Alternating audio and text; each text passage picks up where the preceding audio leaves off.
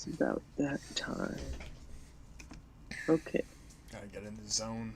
Going live. And we're live. That was quick. Usually the going live part takes a few more seconds. That's gotta be a world record. Yeah, exactly. We're live. Hello, everyone, and welcome to the Gravity Max live stream. Today, we are talking about some basic features of evolution. So, yeah, because it's a topic that I'd like to expand further on in the future and look at more specific cases in the future. But this will just be a more general overview of different things that can happen with evolution. So, yeah. Yeah. We are joined by me today. Yeah, exactly. Yeah, just us two. Doing some good biology. The original today. duo. Yeah, the original duo, the dynamic duo, back at it again. Yep, exactly. Just like old times. The first few episodes we didn't have guests on. I remember that. Yeah. But, like 2 years ago. Yeah. But we've come for full circle. We're back. Oh yeah. And for some good hard science.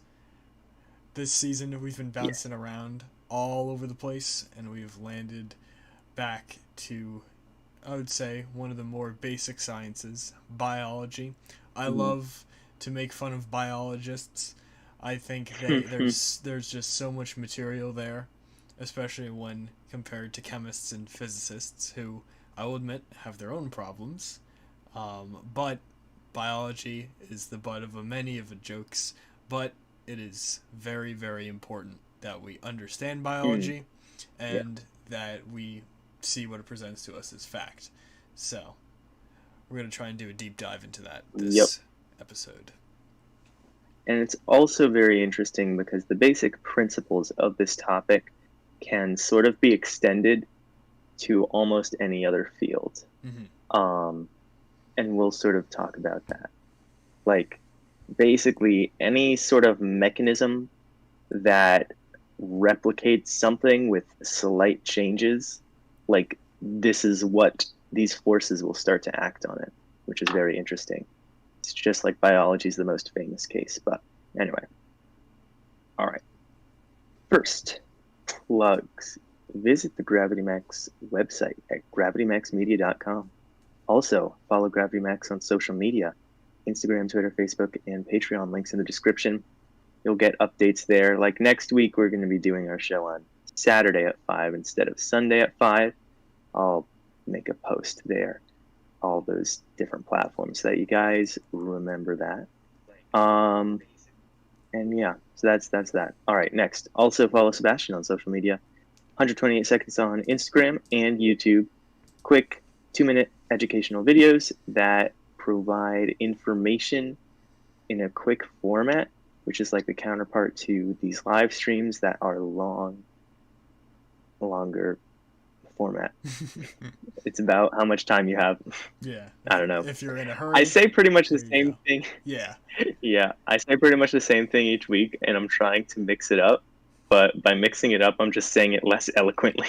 I feel that whenever I have to greet people, like I'll mix up my greetings, like instead of saying like "Hi, how are you?" or "Hey, how are you doing?" or "Hey, what are you doing here?" I'll be like, "Hey, what are you doing?" You know, or stuff like that. Yep. Like, exactly. All that kind of jazz. But yeah, I feel. But yeah, definitely check out Sebastian's channel. Links in the description. A Somewhat Odd Start on Amazon. 3rd book in a trilogy of sci-fi novels written by me. So if you want to read those, you can go read Get it today. ASOS. Yeah, exactly. It is certainly a saucy book. I will tell you that. Oh yeah. All right. Now our topic. Crab. It's all crab. You will understand this later in the episode when we talk about a certain mechanism that occurs within evolution for some reason that is hard to pin down.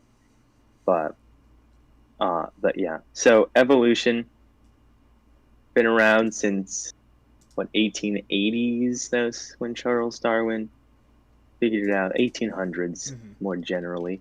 And it's an interesting, like, it's just very fascinating how it works. It applies obviously to biology, but I would say it also applies to like economics, interestingly. Sort of like the principles of natural selection sort of apply to economics, because if you create a business that can't compete with its competitors, then the business will die. And therefore, the most effective like operational strategies will proliferate in like the free market. So in that way, you can see evolutionary biology sort of applying like a similar format onto economics. And then I imagine there are other fields where this occurs. Like you could probably look at chemistry or physics. I guess in physics, there's one that's, I don't know if this is really evolution, but it's the reason that flat disks form in space is that if you have a cloud where everything's moving in a random direction, it sort of coalesces into a disk just because the up and down motions cancel out, but the angular motion doesn't cancel out. But yeah, let's see. So evolution, biology, definitely economics, I would say, is a good application. What else? Oh, I guess you could say like memes. I don't know if there's a field memology. Oh, linguistics. Linguistics would be great. Evolution totally applies to linguistics because if there's a quicker, more efficient way of saying something, then that way of saying it, if it's more popular, will win out. So if you say, I mean, so like that's where you get all the new words. And if you look like, on a to say, yeah. Oh, I was just gonna say, if you look at a smaller scale, you could also kind of apply it to things like art in some aspects, like art and music, because what people find entertaining sometimes depends on the events surrounding them. So if like some terrible event happened and everyone's sad, maybe like for example, like the blues, you know, that got popular during like the Great Depression and stuff like that because people were feeling pretty blue. So stuff like that that evolved, and that was naturally, quote unquote, naturally selected because the people that's what people wanted to listen to at that point in time. But yeah, go ahead. But yeah, I was just saying linguistics. Sort of like one example would be from last week's episode. The new word, LOL, lol, just say lol like that, is more efficient than saying that was funny. Yeah. So, but it communicates effectively the same thing. So as a result, it means that the word lol will proliferate over the phrase that was funny. I feel like I say so you can see these patterns. Yep. Yep. So these are rival competitors. We'll see which one wins out in this evolution of the English language. But yeah, so as you can see, evolution, while it primarily applies to biology, and we'll talk about it in biological terms, and we're talking about biology today, it often can be sort of extrapolated to other fields in an interesting way. So, yeah. Anyway, let's begin with the history of evolution.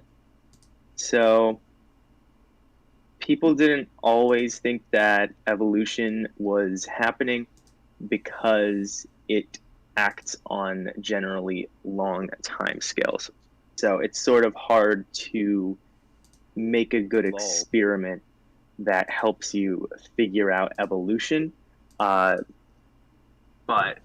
basically, you can either observe a small system over a long period of time to figure out that evolution works, or you can look at a very large system over a shorter period of time to figure out that evolution works, because you can see all the different species and how they arose. Also, just as we, so with science, more time passed for longer experiments, and we gained more information. So the size of the system grew, and the amount of time passed also grew. So that just eventually led to us coming to the realization that evolution makes the most sense as a theory of why there are so many species on the planet.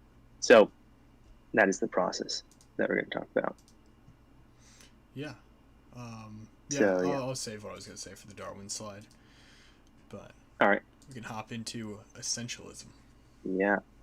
So yeah, essentialism. So essentialism was the idea that the characteristics of any given species are essential to that species and that they don't change over time. So every species was created as is and hasn't changed over time, and they have essential characteristics. They have intrinsic properties.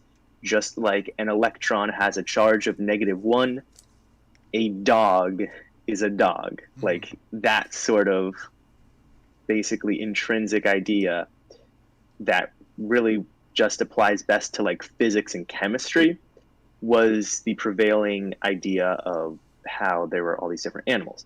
And so that involved various religions' creation myths. Here we have Noah's Ark.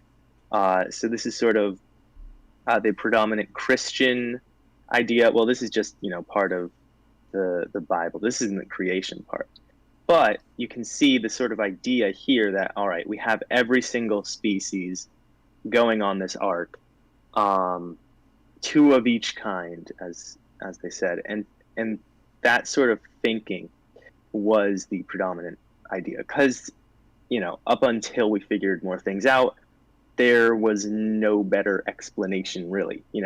One explanation wasn't better than the other until we got more information. And so that's just a human thing that you could actually look to evolutionary psychology for, is that humans will over apply pattern recognition Mm-hmm. because evolutionarily speaking, it's better to attribute a pattern to randomness than to not attribute a pattern to something that is patterned. So, like, you are more likely to die by missing a pattern than by attributing a false pattern, Mm-hmm. right? And so that gives humans the tendencies to see patterns where there are none, which is pretty fascinating. And so that's sort of that principle, that piece of our evolutionary psychology is why we had a theory of how there were all these different species before we had the requisite information to really know what was the case. So this idea of essentialism would slowly become challenged in the 1700s and 1800s as industrial revolution and scientific progress Mm-hmm. began in all different fields. So yeah. Even So the taking yeah. the religious aspect out of it, the idea Mhm. of essentialism, and I like that comparison that you started it off with like the electron just being a negative charge. It's just how it is, and and monkeys are gonna have weirdly dexterous fingers. That's just how it is. That's Mm. how they were created. Um, I feel like when we're ever looking at like some scientific principle, and I've talked about this a lot, but you can just keep asking like why. Like you can just string a chain of whys together. You can be like Mhm. some principle like, oh, I'm trying to think of a more complex one, but you would be able to like challenge that, like as pressure goes up, why does volume go down, or vice versa? And then you could be like, why does that Mhm. happen? And then you're like, oh, well, it's because of this particle interaction. You're like, oh, why do those particles interact like that in that way? And then you keep getting down until you hit the floor of that's just how it is. Going back in Yeah. time is like raising that floor. The floor here Mhm. was just animals are the way they are because that's the way it is, and whether like attributed to religion or not, that was just because of lack of scientific progress or like scientific know-how. The floor was just very very high, so they couldn't like get any deeper than that. Hmm. And Yeah, yeah. and this is also interesting because implicitly we sort of did know about evolution for tens of thousands of years before that, just based on the fact that we domesticated various animal Mm-hmm. and plant species and began agriculture. Like, even during the time of essentialism, you could have a farmer that believed thoroughly that, all species were created as is 6,000 years ago, yet that same farmer would make sure that the best seeds of that year's harvest were the Mm. ones that were replanted, That's a which is very sort of an interesting point. interesting, Yeah. like, it's an interesting sort of cognitive dissonance. But again, it's like you can't really fault them, the people of the time, because it's like they didn't have the information yet. Although it is sort of weird to think about that the prevailing scientific theory sort of was counterintuitive to like the common sense of reality. Um, but again, the problem really was just a perspective that was too narrow. And that is something that you do see today with some people that still have an essentialist view of evolution, um, despite the factual evidence. Um, is that they say that small changes can happen to a species. They'll concede that often, but say that big changes from one species to another can't happen. And that is probably the rationale of, the farmer from hundreds of years ago. They'll say, like, well, sure, I can make more productive, uh, you know, corn harvests, but I can't change corn into a tree. You know what I mean? Like, that's probably the rationale Mm. there. Even though with evolution and the right selective pressures, corn plants could actually evolve into trees given enough time. So, so yeah, so that is a sort of just interesting fact. It was an interesting time back before we had like a formalized process of science. So, yeah. But anyway, holes began to be poked Yeah. into this prevailing theory, and that was the concept of extinction. So, scientists, geologists, and then paleontologists discovered these bones of just ancient creatures and then began to study them. And they were like, this skeleton does not match the skeleton of any modern creature we know of today, yet it is buried in a rock layer that should be hundreds of millions of years old. And so that suggests that hundreds of millions of years ago, the animals that were alive were not the animals that are alive today. And that is sort of interesting because if you have evidence for extinction, that also suggests that there must be some sort of method to create new species. Otherwise, we would run out. You Mm-hmm. know what I mean? Like, if you can only lose species, then eventually you should run out. But yeah, so extinction again sort of throws a wrench into the gears here because if all of these animals have intrinsic essential properties to them, then why would they all of a sudden go extinct? Why would they all disappear for some reason? Again, if we go back to like physics, where we do have sort of essentialist ideas of the fundamental particles, it would be like if all, neutrinos just disappeared from the universe. Like that would completely violate modern physics, and we would have to completely change our whole framework, assuming that we could still even live in that sort of universe, right? So that this discovery of the possibility of extinction contributed to ideas that maybe essentialism isn't the correct view.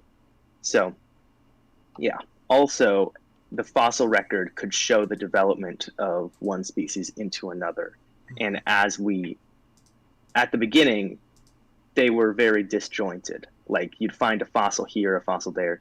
You can't really tell how they're connected. But over time, the gaps were sort of filled in, and and more like, interestingly, even today they discover on average a new dinosaur species every week. Wow. So just filling in those gaps, filling in those evolutionary steps is just an ongoing process that further and further supports evolution.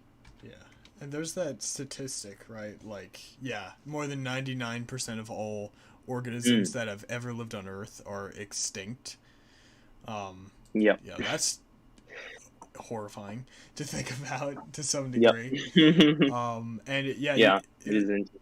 I've seen a lot of jokes about how people must have reacted when they dug up the first dinosaur bones.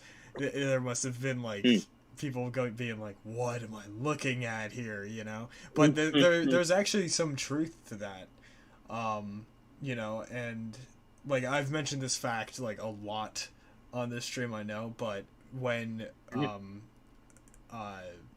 archaeologists of the past dug up what were like mammoth skulls, they thought that those were the skulls of cyclopses, because they didn't know what a mammoth was, so they were like, "Oh, I see this big hole in the center that was for the trunk. That must be the eye." So that's how they came up with the idea for a cyclops.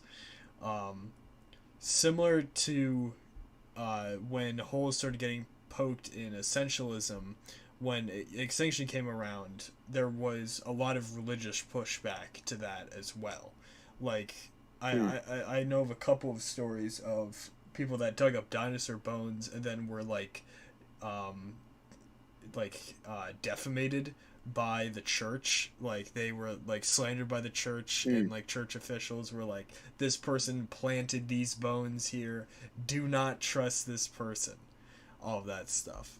And obviously that stuff doesn't happen today to like any degree. I think I couldn't imagine it does. But you know, it was tough. And then we'll get to this later, but there's the whole Scopes trial about was it John Scopes teaching evolution in a Tennessee school. But yeah, it's tough. We did a mock trial in AP US history. Oh yeah, I got to be the defense lawyer, so that was fun. Nice. That's a good position. Yeah, I got to defend Scopes. Yeah, that was fun. But yeah, so this is just one of the pieces of evidence for evolution.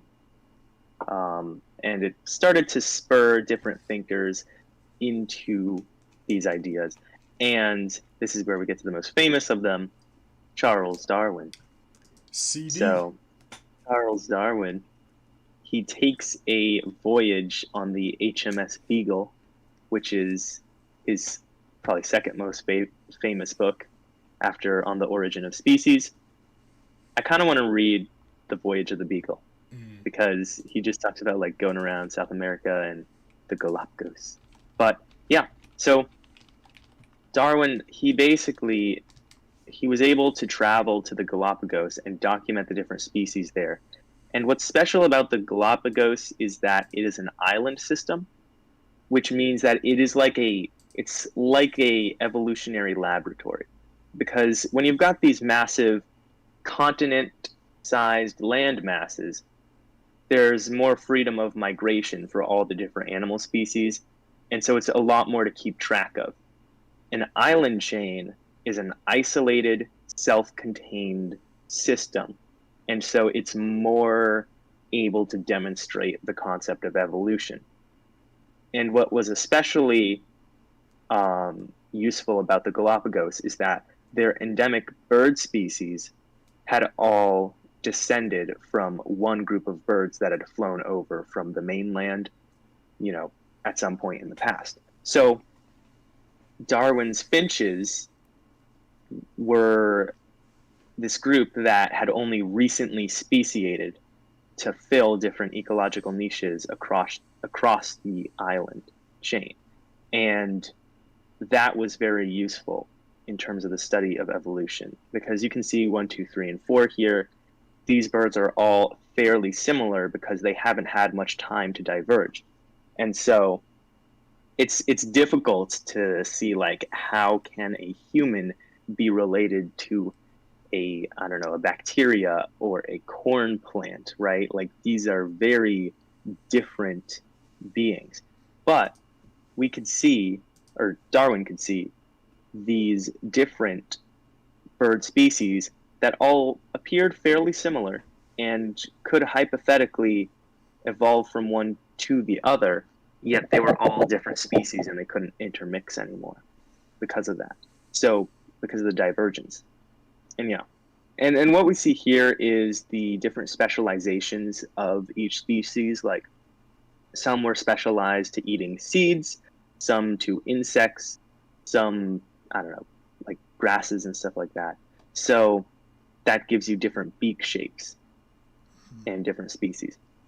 And this was particularly useful to Charles Darwin and helped him write this book on the origin of species, which was very controversial at the time, just because of the bold claims he was making. But it is interesting because I have read on the origin of species, and it's interesting in that when you read it today, it seems incredibly redundant because he uses like half a dozen examples for like each point he makes. And that is pretty interesting because that suggests that this was actually a long time coming. You know what I mean? Mm-hmm. That the evidence had really been accumulating. Darwin didn't only use the evidence from his voyage. He used the evidence from many other scientists that came before him. And he was the first one to just put it all together and say, all right, this is how species evolve. So, yeah, for reference, his voyage, it was a 5-year trip, starting in 1831 and going until 1836. And then he would write a paper in 1844, I think. And that was called it was just his essay of 1844, which contained some of his theories on evolution. But Origin of Species was published in 1859. So, over 20 years after his voyage on the Beagle. So, yeah, definitely accumulating for quite a bit of time. And, Yep. Wanted to make sure he got it right. Yeah. I don't know too much about his, like, personal life or, like stuff that he faced because of the book. I can, like, imagine to some degree. Do you know anything about that? I believe it might have actually been published posthumously or very near, like he was already sick or something like that. Let's see. Darwin on the Origin of Species, November 1859. And if you go to Charles Darwin, okay, 1809 to 1882. So he did publish it before he died. But yeah, there was definitely, I remember it was like, I think I heard it was like, when he published it, he slept that night on a ship, like a sailing ship, so that like he could leave town really quickly if there was a problem. Smart guy. It was a controversial book, but very, very powerful and informative and really common sense, actually, once you get down to it. And we'll explain that. I think it's such an elegant explanation for all the different species. I mean, because in the first place it's right, so that makes it elegant. But I do just find it so fascinating because we see heredity all the time, and the idea that these small changes can accumulate over such vast time scales to create such large changes is just incredibly fascinating. So yeah, that's the thing. Like the theory of like inheritance, or like the property of inheritance, at least, that I feel like was more publicly accepted than evolution or natural selection because of the idea of bloodlines and like all of that stuff that you can just visibly see, like someone looks like their father or would look like their mother, or stuff like that. So I feel like that principle was much more readily accepted than natural selection or evolution. But Yeah. again, it's interesting to look at what people will accept, like in regards to both science and social stuff. But again, Darwin, you put it really well. He laid out a very elegant explanation and all of that stuff, and it seems like he was ready to face the consequences of his stuff. It seems like he knew what he was getting himself into, especially being born in like very, very early 1800s England, right? It's English. Yeah. Yeah, England. He knew what he was getting into. So at least it wasn't like Italy. Because Galileo, if Italy's much, it's basically proximity to the Vatican. Yeah. In like pre like 1800s, like science determines how bad the consequences will end up being for you. But yeah, it's interesting. Another interesting thing is that Charles Darwin did not have any idea what DNA was. He never probably interacted with the concept of DNA, just that organisms have something inherent in them that allows them to inherit what their parents, like the properties and the traits of their parents. And this is interesting because it makes Darwin's theory of evolution sort of like Kepler's laws of planetary motion. Yeah, that's what I was just thinking. Yeah, because Kepler, he came up with these 3 ideas of planetary motion just based on observations of how the planets move. And those laws can be derived from Newton's theory of gravity, which came later. However, Kepler derived these laws without any concept of gravity. So, I mean, obviously the vague concept of things are attracted to each other, just like the vague concept of creatures inherit their parents' traits. But he didn't have the solid theory because Newton came later. And so it's pretty interesting how often in science you can get a theory that's sort of like more higher level than like the basic property.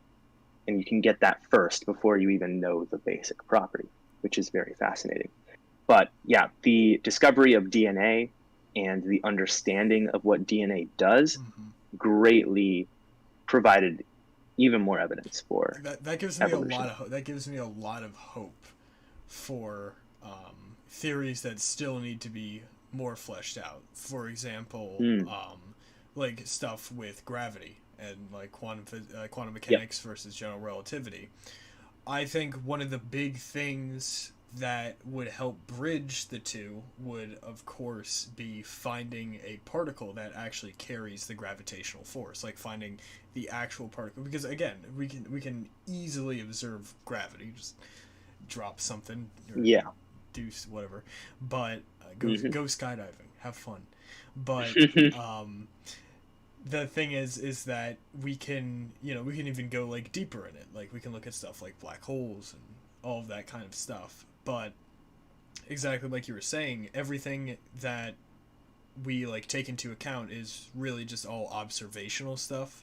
There's a heavy amount of mathematical stuff specifically with gravity, but we've never like isolated a graviton, or we've never like found that particle. So when DNA was found, like Darwin, or like before DNA was found, Darwin was able to still say, look at all this. Something, I don't know what, but it's happening. We know it's happening. We don't know the reactants, but we know the products. I feel like that's that's where we're at now with theoretical physics.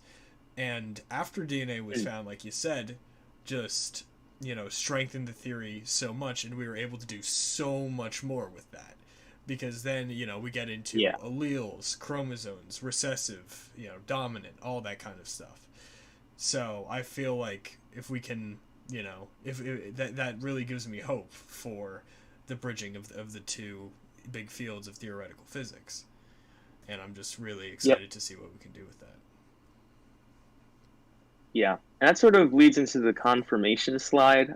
DNA, big piece of confirmation, as we just talked about. But yeah, also just look at this anatomy chart. Like, this is fascinating. Yeah.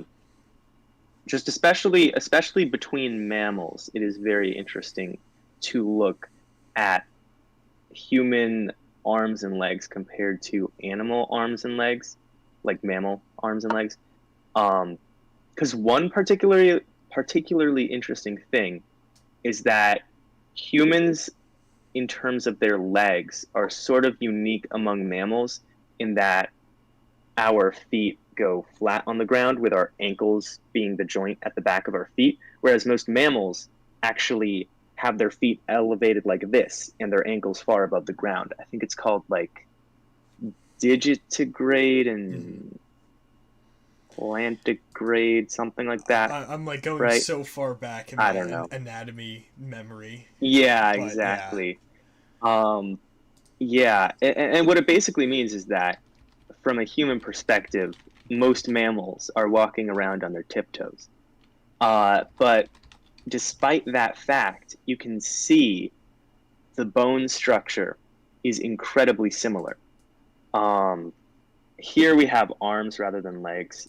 So, but between a human and a dog's leg has three different joints in the leg because the ankle is that third joint.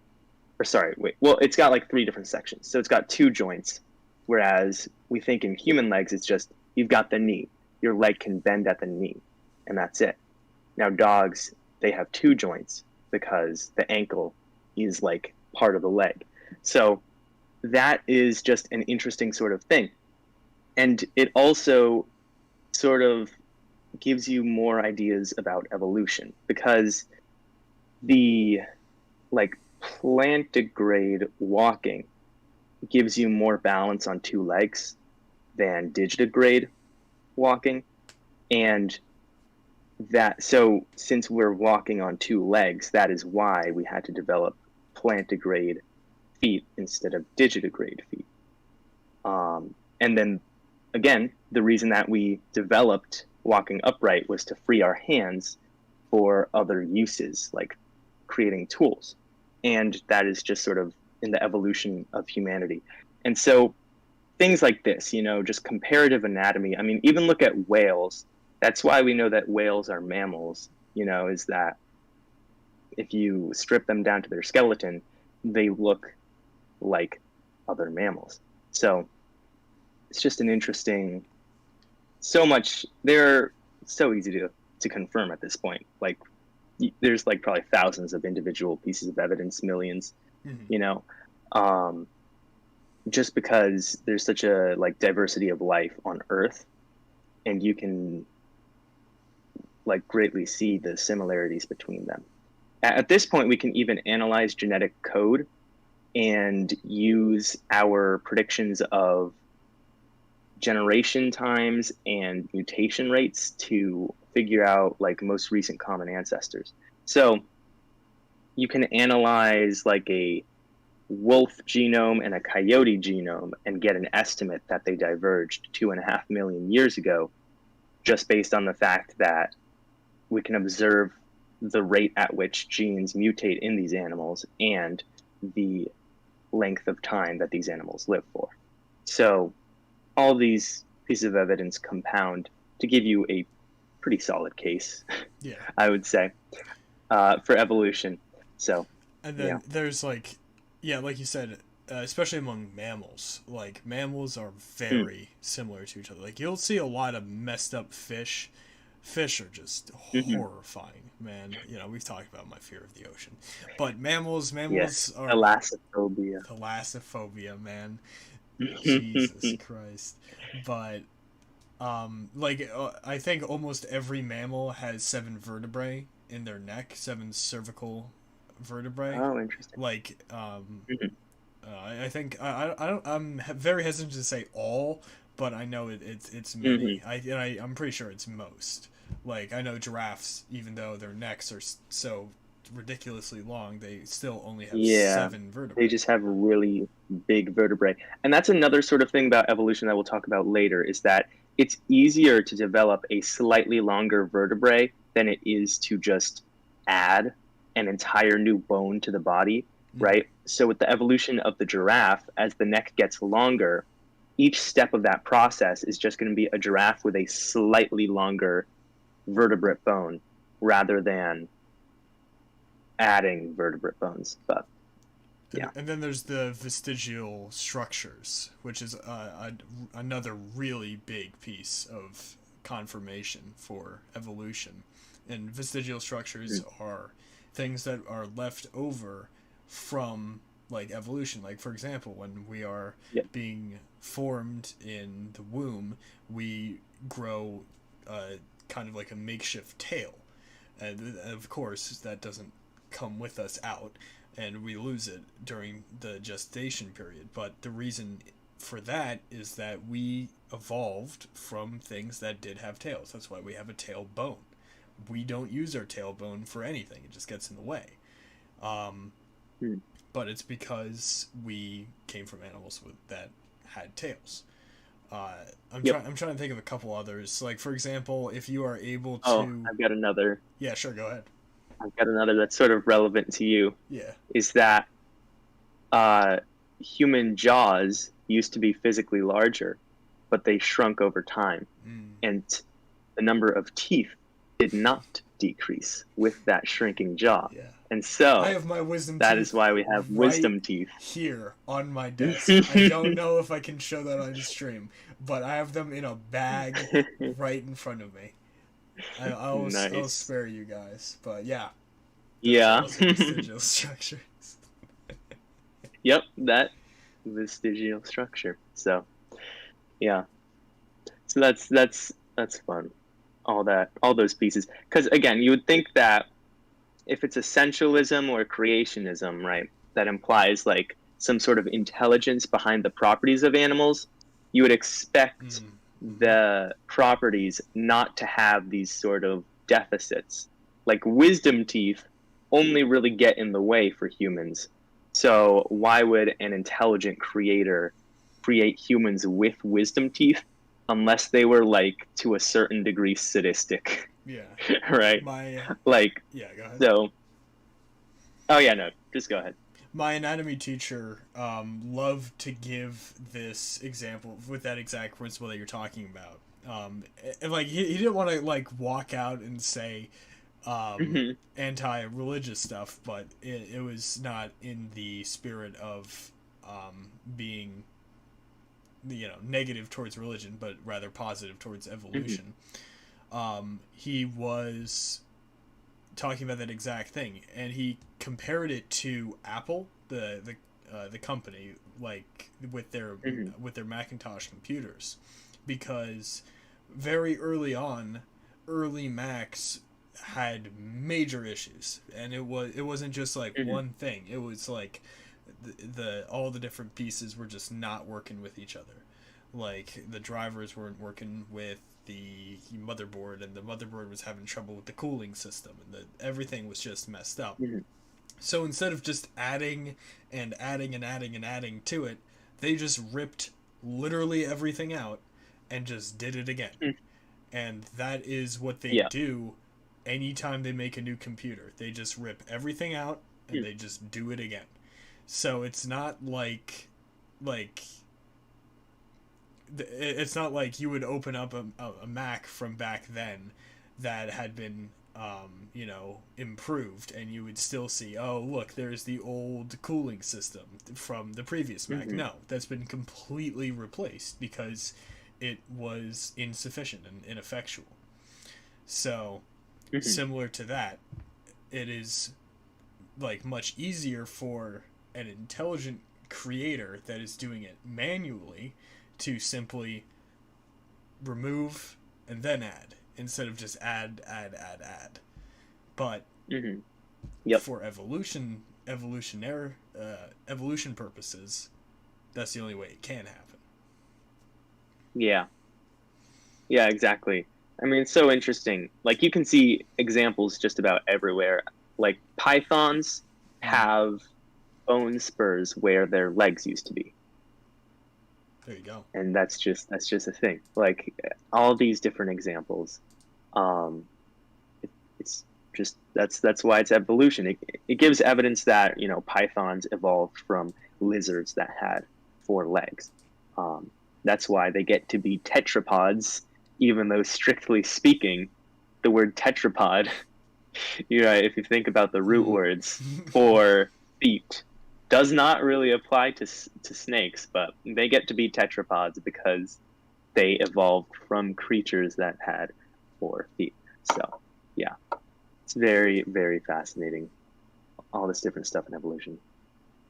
But yeah, so let's get into how it happens, behind the magic, you know, how it happens. This is how it's made, that kind of thing. So, yeah, let's talk about it.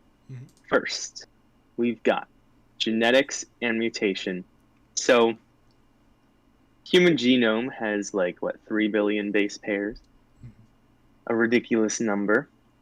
And those base pairs are replicated every time a new cell is created, which happens very frequently because we have something like trillions of cells in the human body. Now, this comes into play particularly with the reproductive cells. You got to think about this, like 3 billion base pairs, and depending on which sex you're talking about, you've either got dozens of cells or like millions created periodically. And so somewhere along the line, there's going to be an error.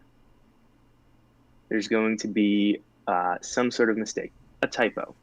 Um, I mean, think about it. Imagine you had to write 3 billion letters, which that's a lot. Like, say that's like 800 million words. That would be, I mean, 800 million words would be 10,000 times longer than my first book, right? So you've got to write 10,000 full length novels without making a single mistake. That would be perfect genetic reproduction.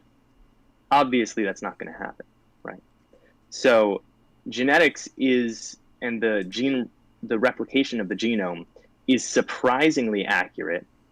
Like, the mutation rate can get down to like 1 in 1 billion, 1 in 100 million, but in like exceptional circumstances.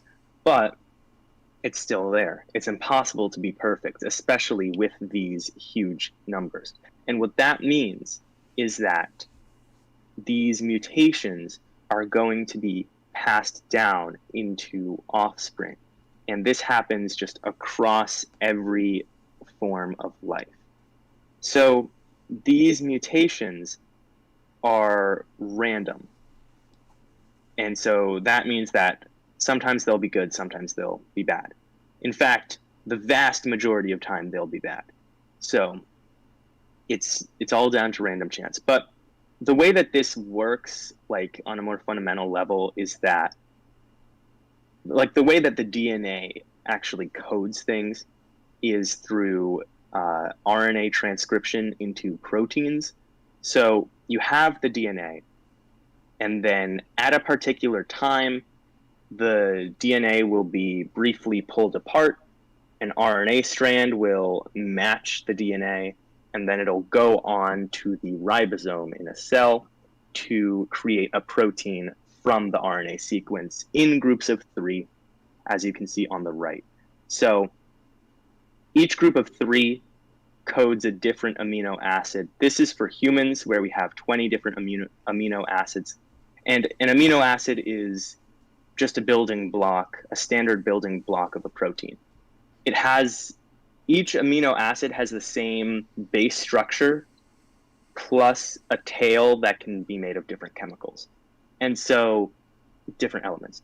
And so, once you link them all up together because they can form these long polymers. You get proteins and enzymes, and that is how your body is run with these chemicals. So as you can see from this chart, a mutated gene that say just replaces one letter could be catastrophic, because you could turn a UCU, which would be SER, I don't know what amino acid that is, but the one abbreviated SER, UCU could be changed to UAU, and now it's TYR, and that's a completely different protein.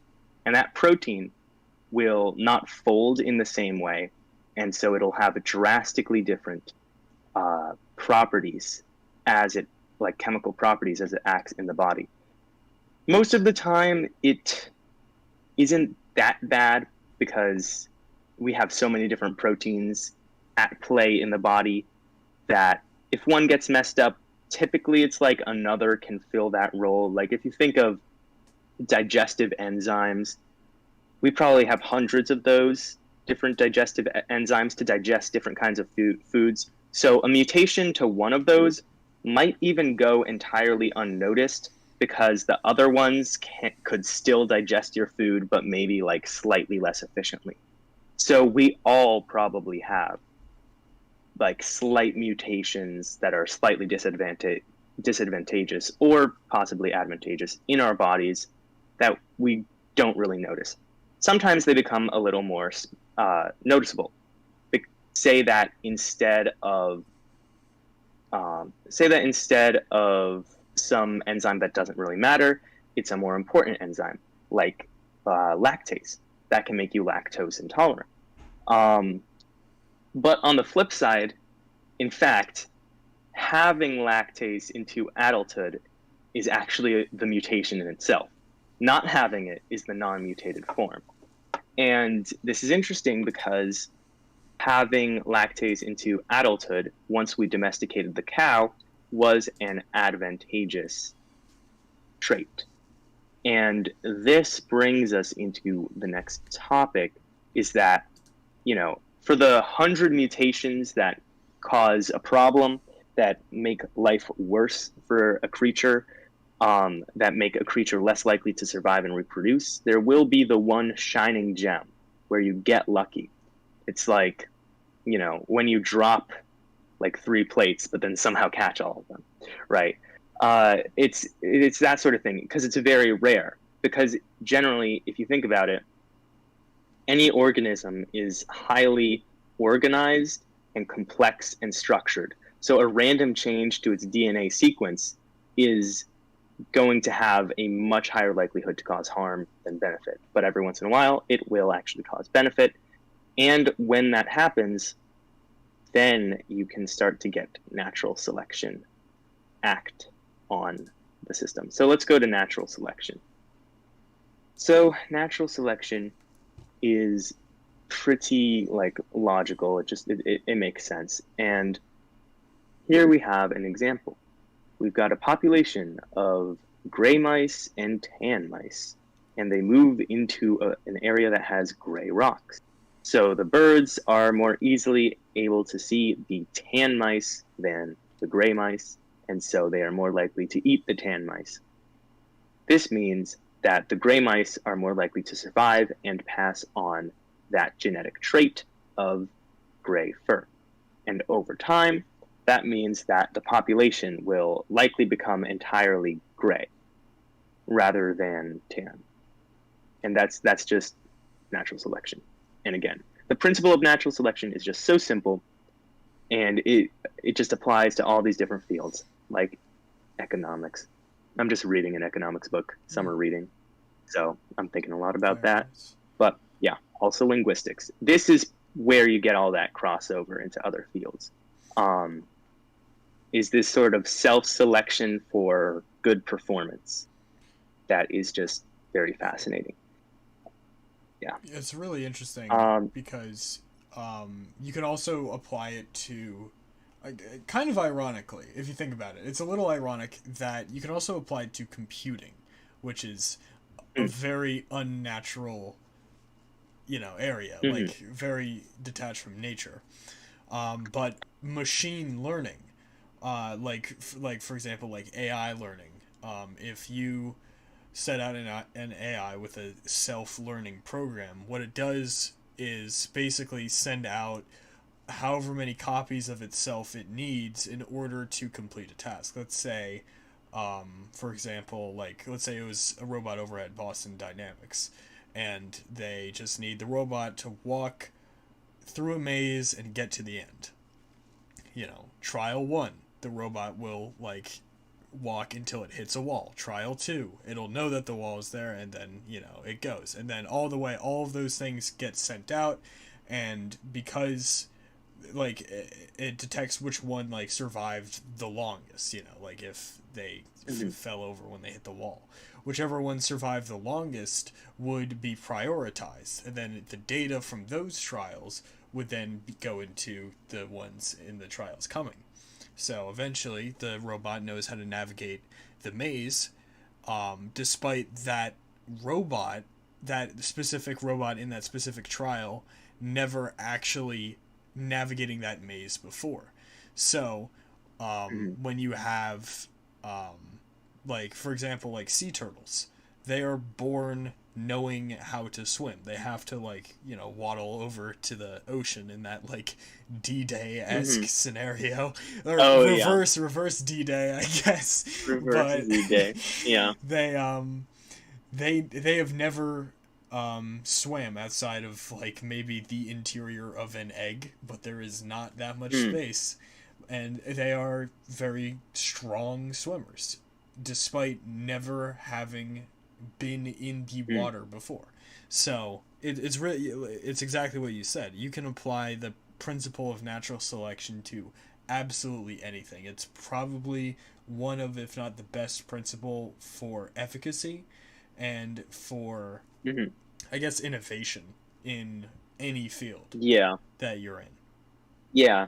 Just for generating like effective anythings. Like if you want to make something more effective, all you got to do is introduce random changes to new iterations and then select the best ones, select the best iterations. So, yeah, but more evolutionary examples, evolution of the giraffe. Some giraffes had a slightly longer neck, and that made them more able to eat the leaves on the trees. This is a very famous one that everyone knows. And so that natural selection led to taller and taller necked giraffes until we have very long necked giraffes today. You also get Darwin's finches. So the finches that went on to evolve to eat seeds, you start with some birds have a thicker beak than others and are more easily able to crack open seeds, so they survive better. It's all those sorts of situations that natural selection gives you. And natural selection also has an interesting counterpart that we'll talk about later, which is artificial selection, where humans basically, it's when humans decide which traits are advantageous and which traits are not advantageous. So, yeah. All right. So the next thing that we'll talk about is something that I like to call baby steps. So here we have an inverted chemical reaction diagram, but let's just pretend that it's not that for a second. All right. So just look at the purple line here. And let's say that the axis that we're looking at, the y-axis is how well adapted a creature is, and the x-axis is just time. So if there is a trait that is more advantageous than the baseline, yet to get there requires you to take a temporary loss, that trait won't develop, because evolution only works in baby steps. We can create a slightly, like evolution, the offspring of a giraffe, of a proto-giraffe, can be slightly taller and slightly shorter. That works. But the offspring can't generally have an entirely new vertebrate bone.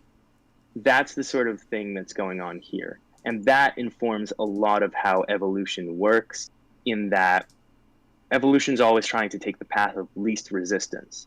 And so that rules out a lot of things. For instance, a pretty big example is, and I think Vsauce did a whole video on this, is why don't animals have wheels? Like, think about it. Animals walk on legs, but why not walk on wheels? You know, why not use wheels to get around like a car? Well, the reason for that is that a half-evolved wheel limb would be very disadvantageous for a creature to have, whereas even though a fully evolved one might be useful. Even though I think, if I remember the video correctly, it wouldn't even be useful to have a fully evolved wheel, but I digress, right? Mm-hmm. You can't get to a more advantageous trait through a less advantageous trait. That's the basic problem here, because if you take the first step on the path to this mega trait, then you're actually performing worse than your competition, and that will select out of the gene pool.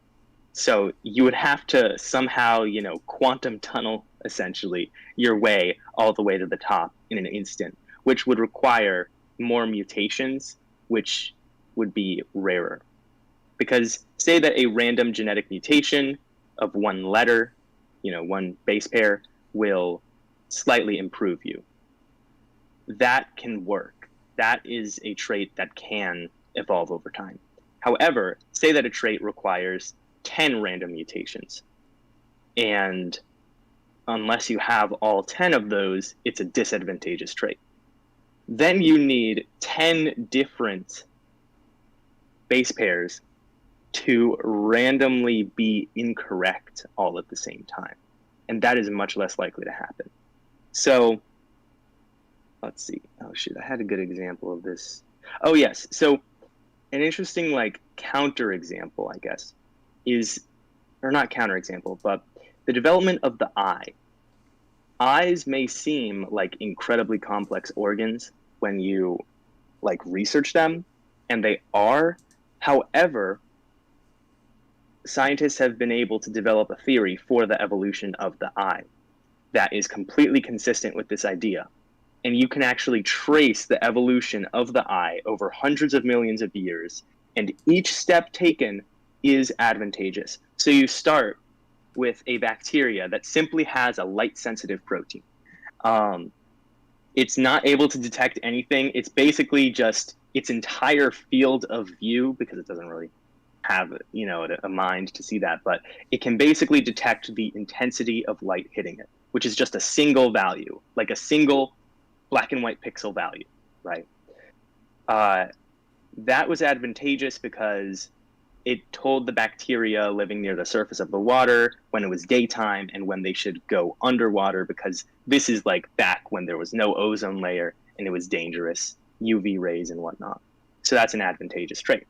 And as evolution progressed, you know, you got bacteria that developed more and more of these light-sensitive proteins. Then you got some early animals that developed slight depressions filled with these proteins and could get an incredibly blurry kind of field of view so that they could sort of detect motion of prey.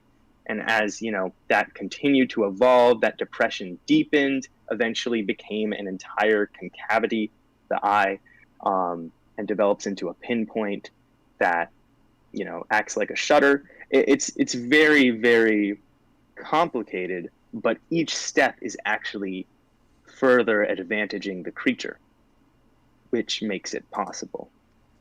So that's sort of interesting and fascinating. And so, yeah, evolution, this is also why humans have so many of these holdover traits that we don't think of as good. And that's because it is incredibly hard to just eliminate them altogether. So say the appendix, which is like unnecessary now and is like can cause problems. What evolution is more likely to do is to just continuously shrink the appendix, but never actually get rid of it. because it's harder to just completely get rid of it than it is to just make smaller and smaller versions, right? That is what happens with snakes. That's snakes' legs, right? That's just what happens. Yeah. Oh, it also reminds me of there's this artery that, like, do you know what I'm talking about? This artery where it goes from the head, Oh, it like goes loops all the way underneath the around. heart Yeah. and comes back up. And yeah, that is because in our fish ancestors, that artery was roughly a straight line from like the head to the gills, I think. Yeah. Which, like, going through the heart, that's fine. But as we evolved and things shifted around, that artery has stayed in place because, again, baby steps are much easier to make than drastic changes like rerouting an entire artery. So we have an artery that goes like from our head down, like loops through our aorta and comes back up, right? So that may seem ridiculous, but think about how hard it would be and all the chance interactions that must come together for that artery to simply be bypassed by evolution. That is the essential problem here that this graph is representing. And so, yeah, this is the true graph here is activation energy from chemistry, which basically is a chemical reaction that requires a certain amount of input energy before it starts. Think of like a spark for a fire. Like, if you just have a ton of gasoline, right, just like poured on the ground, the lower energy state would be for it to all burn. However, it requires an initial spark of energy for it to get over that hump, because to break the initial bonds and reform them. So that's sort of what's happening here, is that activation energy is a barrier to arriving at a lower energy level, just as this sort of baby steps concept on evolution makes it hard to develop certain traits and easy to develop other traits. So yeah. Yeah. I'd like to have wheels. Wheels, yeah. Wheeled feet. Yeah. That would be very interesting. Permanent Heelys. It's like roller. Yeah, exactly. Heelys. Yep. That would be a fascinating organism. But yeah. All right. Next up, we've got isolation. So isolation allows two different species to speciate, two different populations to become distinct species. That's sort of what happened on the Galapagos with the animals being isolated from the mainland. They developed into different species. And yeah, this is basically just that. When a population is all together, the different individuals of that population in certain circumstances will basically just reproduce at random, right? So it's like, any two members of this population could reproduce. However, once the populations become isolated from each other by some sort of natural barrier, then they can't reproduce together just because they are not in physical proximity. And so what this means is that since the populations have become uncoupled in terms of their genetics, the population in one area will adapt to that area and its genetics will change, while the other adapts to the other area and its genetics will change, until eventually you could bring two members of those species into contact and they would no longer be able to reproduce. So here we have the Arctic fox and the gray fox.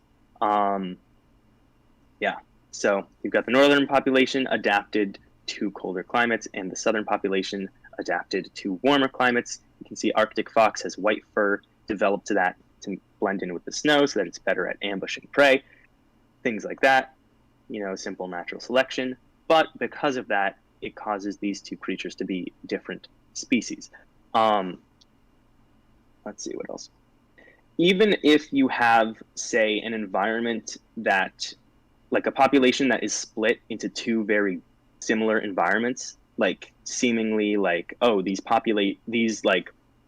circumstances seem identical, right? You could you could create two identical terrariums and like take a population and split them into those two terrariums, and eventually over time they would still diverge. I believe it's called genetic drift, which is just, again, the randomness of mutations. Even though these two populations are adapting to the same conditions, the random chance will cause them to adapt differently to those conditions and eventually will cause them to speciate. Now, speciation can also happen when populations aren't isolated from each other. And that, I guess, is more related to what we'll talk about in just a second. Do you have anything else to say on isolation? No, I think you got everything. All right. So here we have ecological niches. So ecological niches are basically like when there is an energy source to be exploited in nature, some species will evolve to take advantage of it. So the earliest example I could think of, right, is you've got the oxygen catastrophe, right? You've got the creation of the ozone layer, yet everything still exists in the sea. So the first land plants basically realized, wait a minute, there is this free real estate, essentially, right? All this free area that is unoccupied where sunlight is shining. And of course, you know, we're just personifying plants here, but they didn't have any minds. That's another thing. Evolution doesn't have a brain to it, but it is easy to describe it like that, to personify evolution, even though, again, random changes and natural selection. This isn't like some force behind it, but it's easy to use those terms. So anyway, the plants see this open land where they could collect sunlight without the competition of their neighbors. And so these plants evolved to fill that niche of land plants. But then, now that these land plants are there and are storing energy within their bodies, a new ecological niche has just appeared, that of land herbivores, because now these creatures realize, hey, wait, this land, it's free of competition, it's free of predators, and there's a new food supply. So now we can go on land as herbivores and enter this ecological niche and feed on these plants. But then a new niche has appeared, that of land carnivores. So you've got the carnivores of the sea say, all this competition in the sea, there's no competition on land, and there is this energy source, the herbivores, that is not being exploited. So that ecological niche will be filled. Basically, what this represents is an ecological niche will inevitably become filled just because of evolution and natural selection. Because if there is an ecological niche that isn't filled, it's like a power vacuum, right? And this concept can also be applied well to economics. You can think about it. Say that, like, for some reason, everyone just decided to just stop selling apples, right? Now, there is a demand for apples. People want to buy apples. And so someone will realize, hey, wait a minute, this is stupid. I'm just going to sell apples because no competition and there is a demand for it and I can make money doing it. So I'm just going to do it. That is how an ecological niche gets filled, just as an economic niche gets filled. So it's another one of these sort of inevitable facts about evolution, is that if there is an energy source, if there is a winning strategy that life can fill, it will inevitably fill it. And here we have an example of just different ecological niches of birds all around each other, from deeper waters to coastal land. But a good example of this, of how speciation can occur just from ecological niches, even though they're in contact, is to look at all these birds. I'm not sure all these birds developed from the same common ancestor. I mean, if you go far back enough, everything did. But if you look at this area, you could see that some creatures some birds would venture further out into the water. Some birds would develop longer legs to better be able to venture out into the water, while other birds would develop, specific beaks that are better at digging into the sand. What'll happen is that while this is one cohesive population, the population will stop breeding randomly. So the creatures that are better suited at wading through water will be more likely to breed with other creatures that are better suited at wading through water, because that will cause their offspring, to have a better chance of survival. Same thing with the creatures that are better at digging through sand. The other members of their population that are better at digging through sand, they will breed because their offspring will have a better chance of survival. Now, over time, this can cause a population that isn't even isolated to speciate, and that is just due to the ecological niches present in a single ecosystem. So yeah, there you go. Yeah, and that's exactly what Darwin saw back on the Galapagos with the beaks of the finches and things like that. I don't. Yeah. Oh yeah, and another. Oh, sorry. No, go ahead. Well, another economics metaphor, and this is from the book I was reading, is that for summer reading is that drug dealers are inevitable, no matter how many laws you make against it, because there is a demand for drugs, and therefore that is an economic niche that will be filled, just like an ecological niche, right? So the only way to actually get rid of drug dealers would be to eliminate the demand for drugs. But anyway, that's just an interesting sort of side note. Complementary. That just shows you the power of niches. You know what I mean? It shows you the power of niches and how much they want to be filled.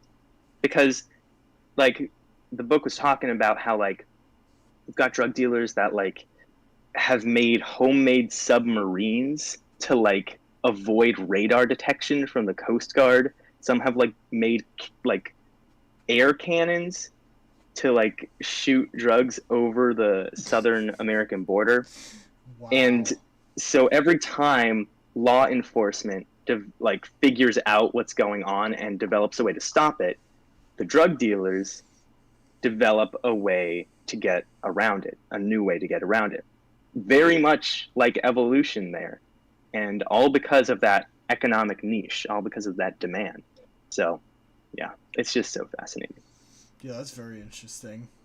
All of that stuff. And how fast and, like, how quickly things can adapt. That's another thing with just, like, innovation, like stress testing stuff. That is, like, invaluable, because there's probably always a better way to do anything. Usually we stop when it's pretty good, but there's usually a better way to do just about everything. So stress testing stuff and throwing it up against obstacles, perhaps obstacles that you wouldn't normally have, but nonetheless, it can show you, like, weaknesses that you didn't see before, and so you can adapt and make whatever thing stronger, you know? So it's just good, like, problem solving. Yeah, exactly. Ethic, I guess. Yeah, I think it's like Elon Musk, SpaceX, he intentionally, like, he wants his rockets to explode to a certain extent. Like, when he's doing the tests, people will see a test where a rocket explodes and think, oh no, that test was a failure. When actually what's going on is that Elon has said, like, okay, this rocket needs to withstand, 150 atmospheres of pressure. Like, this fuel tank needs to withstand 150 atmospheres of pressure. And so you would think that the test would just be, all right, let's pump up the pressure to 150 atmospheres and see if it survives. But he's like, well, let's just see how much it can survive. So even once they get to 150 atmospheric pressure, they'll just keep going until it explodes, right? So it's still a success if it exploded, as long as it exploded at 250 atmospheric pressures, because that tells you something. That tells you, okay, our fuel tanks can survive much higher than they need to, which is just great to know. So yeah, it is interesting. Creative destruction, right? But yeah. All right. Let's go to interesting results. So these are some interesting consequences of evolution that we are going to talk about. Yeah, so let's just hop right into it. First, we've got abiogenesis, which is like, I guess it's like the modern controversy, but basically, this is an evolution of chemistry. So, how I was talking about how like evolution can apply to many different fields, this is basically chemistry. This is how life developed from non-living things, which is, as you can guess, sort of controversial because it's kind of like, how could something living be created from something non-living? It seems sort of like a contradiction. However, if you were to see the steps involved, it is pretty sensible. And of course, it's only theoretical right now. We don't really have a solid understanding of exactly what happened on early Earth to create living things, but we do have some ideas. So it's basically, you've got the basic building blocks, just you've got the right elements, and then due to just random interactions and chemical reactions, you eventually get amino acids. And then again, random chance interactions, those amino acids might combine to form like these little protein globules that are capable of self-replication, but like that's about it. No complex processes. And then those globules, through sort of this chemical evolution, eventually formed the first prokaryotic life forms. So that is pretty interesting. The first step of that process is what is shown here. This is the Yuri Miller experiment, where they simulated similar conditions to what they believed was on early Earth and found that they could change chemicals like water, methane, ammonia, and hydrogen into amino acids. So that's like the first step in the abiogenesis process. But yeah, a very complex series of events that had to happen.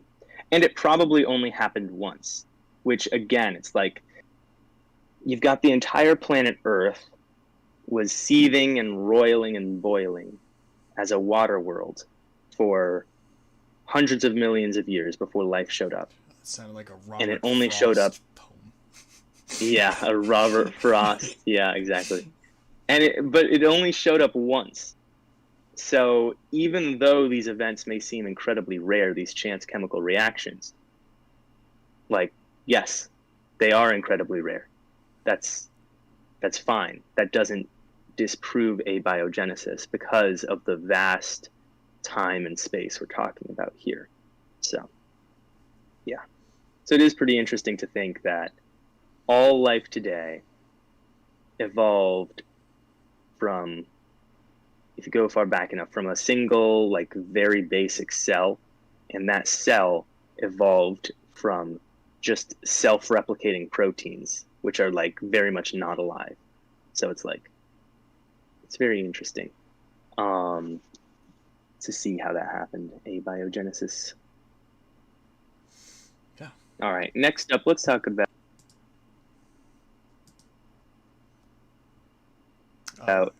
Your mic just cut out there for a second. Did your Bluetooth swap over?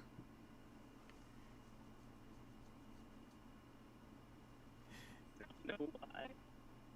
Yeah, we can't hear what you're saying. I'm sorry, man. Yep, no worries. Oh, are we good? All right. You're coming in. You're coming in, but it's like all janky. Oh my gosh, this is ridiculous. You sound like a robot. It's got to be a graphic, just like not work.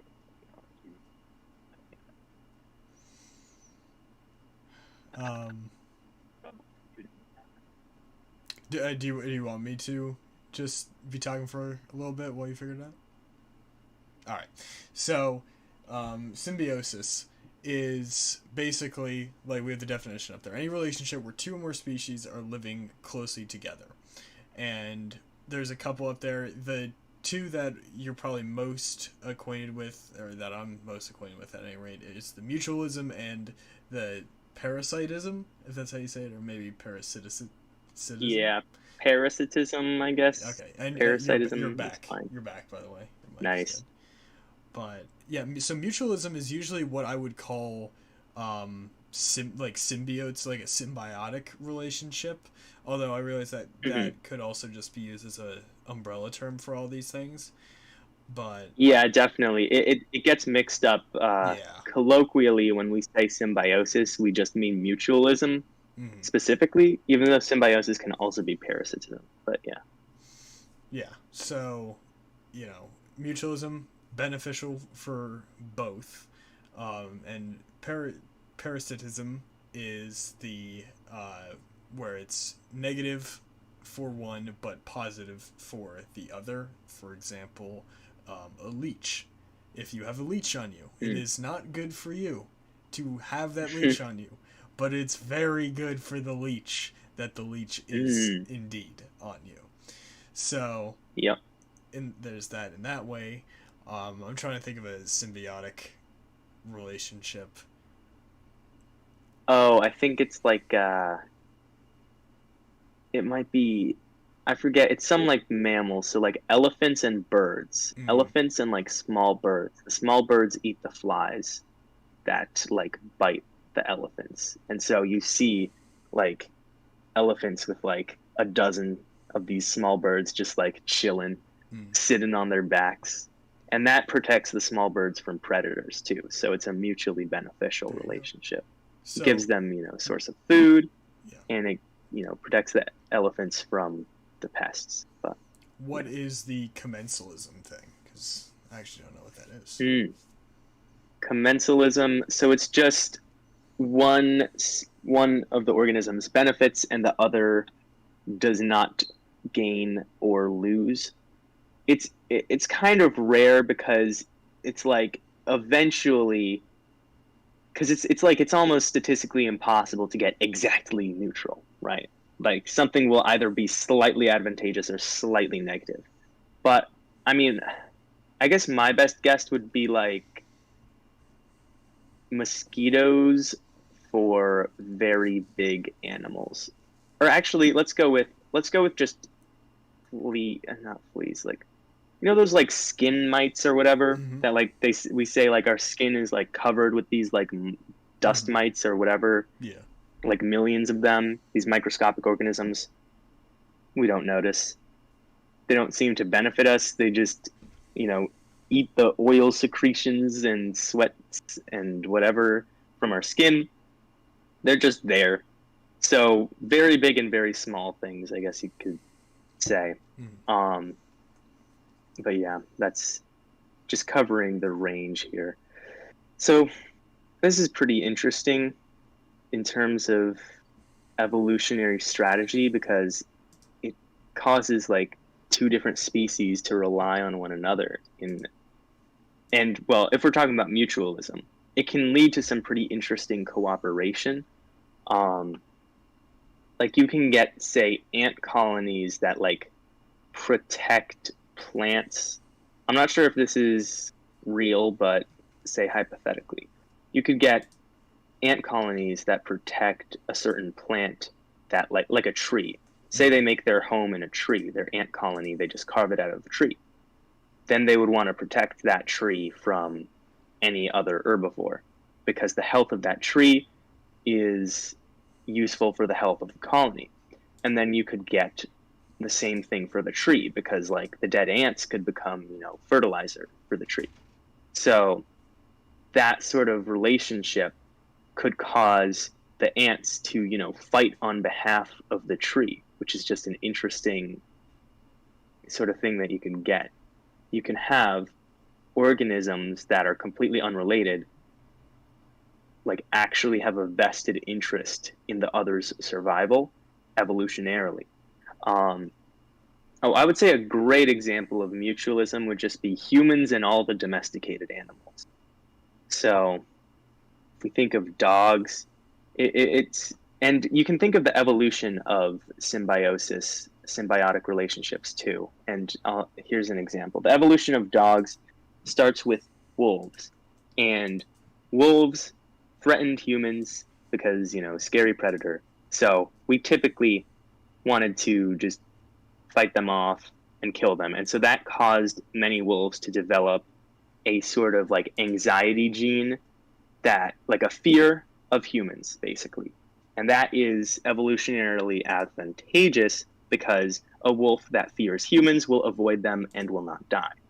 However, just due to natural, random mutations and natural selection, some wolves developed less fear of humans and less hostility to humans.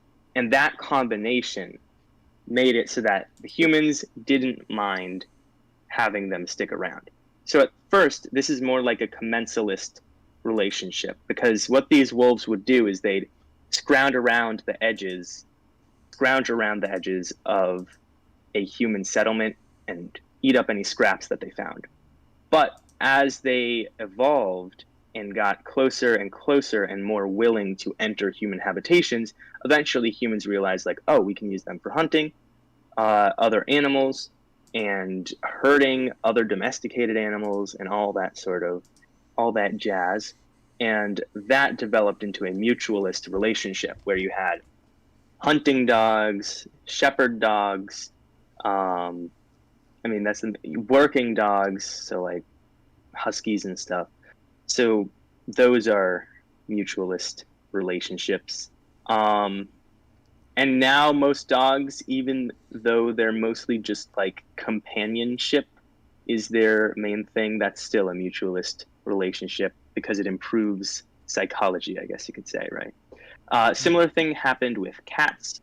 Cats would eat the rodents that got into our grain silos, the early human grain silos. And so we're like, we'll keep them around because they help keep our grain from getting eaten. So that helps us. So mutualist relationships. Yeah.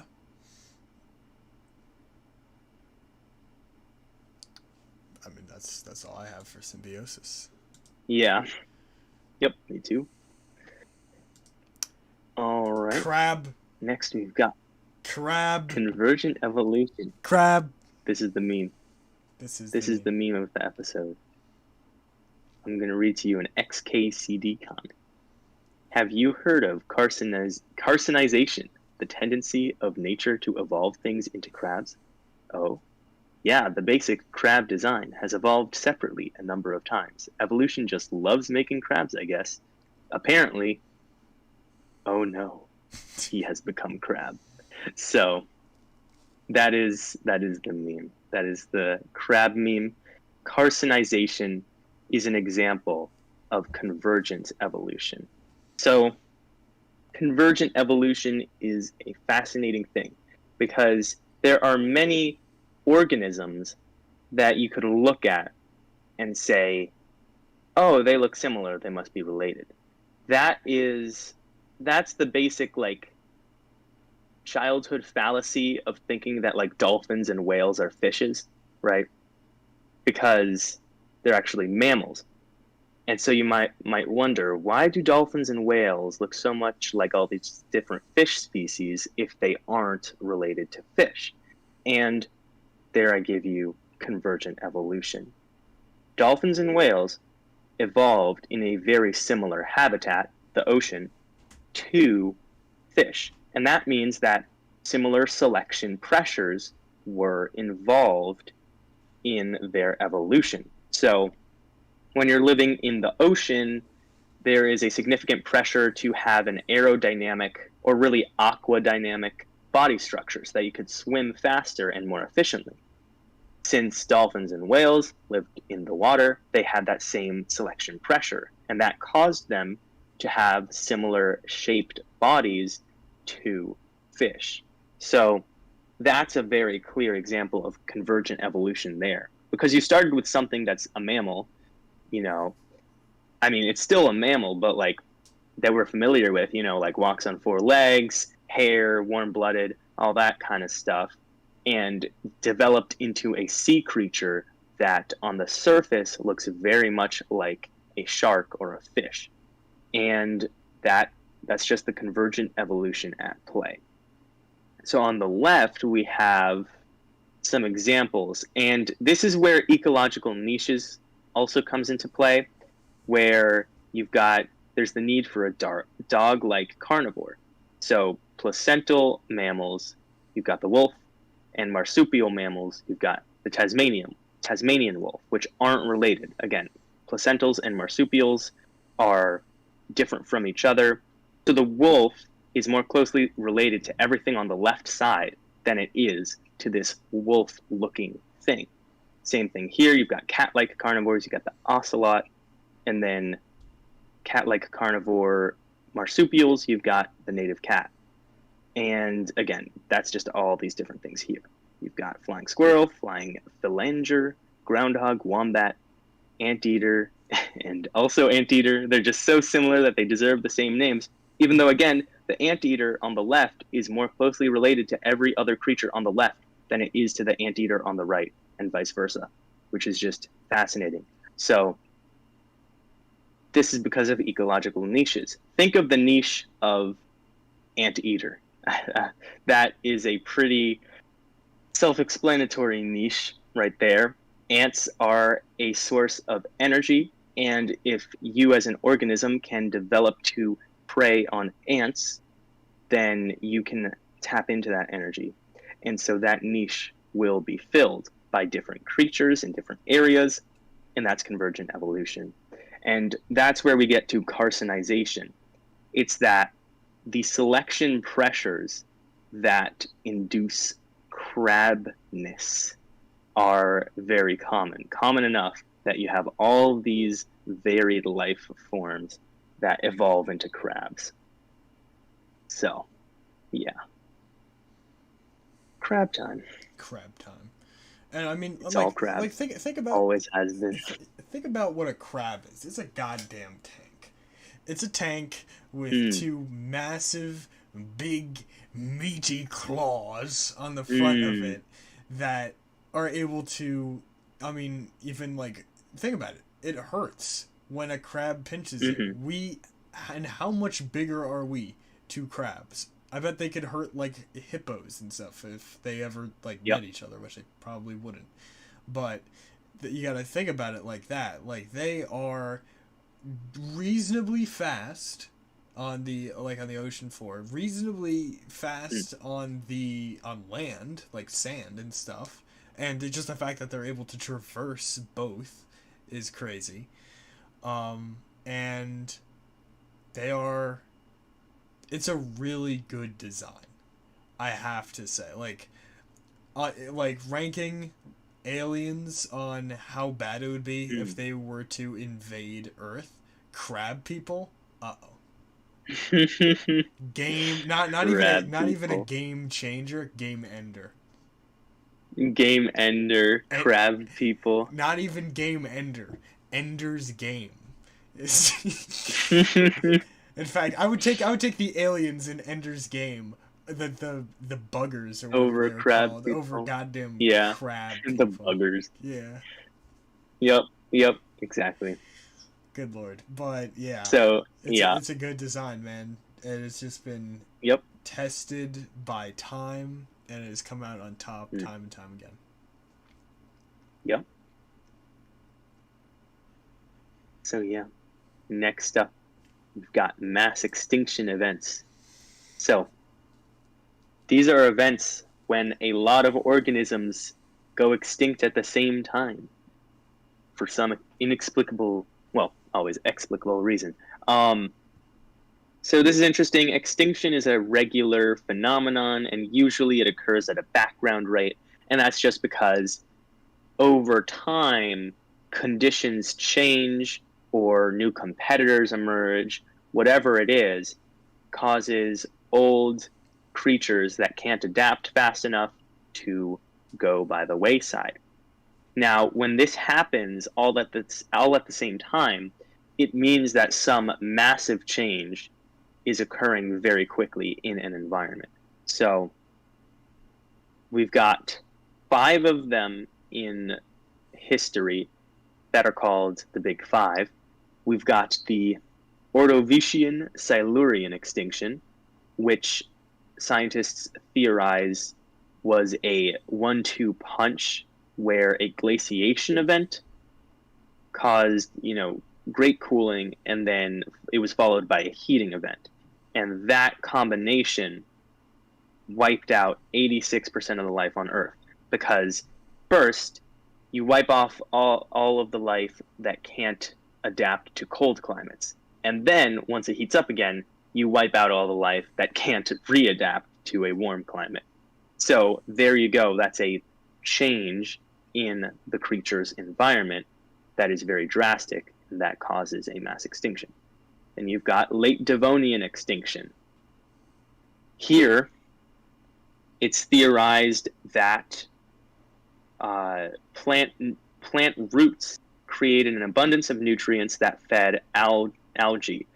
We see this today, algal blooms, if you've ever heard of that. It's like a problem in the Great Lakes where just massive amounts of algae will come to cover the surface of water. And the problem with that is that these algae will sap all of the oxygen out of the water directly underneath it, and fish need oxygenated water to breathe. It's interesting because for the longest time I thought fish breathed water, because people always say that. But fish actually breathe the oxygen dissolved in the water. So fish will actually die if you just seal them in a tank of water, because they actually need the oxygen in the water, which is kind of obvious, but like in retrospect, but it's like you just hear it all the time when people say fish breathe water, fish breathe water. But anyway, so competitor, algae. Algae was competing more successfully for the resource of oxygen, and that caused 75% of life on Earth to die, particularly in the sea. Then you've got the Permian Triassic extinction event, the deadliest, the Great Dying is its colloquial name. 96% loss of species. Yeah, the Great Dying. Like, we don't even really know. Like, there's theories. Oh, we know this one. What, is that the one we know? It's the Ordovician. Yeah, we know this one pretty well. The Permian Triassic Great Dying. I thought that was basically the one that we didn't know. Basically, like a third of Russia just erupted in volcanism. That's the plot. That's what happened. A third of Russia that exploded. Is what caused the great. Yes, imagine that.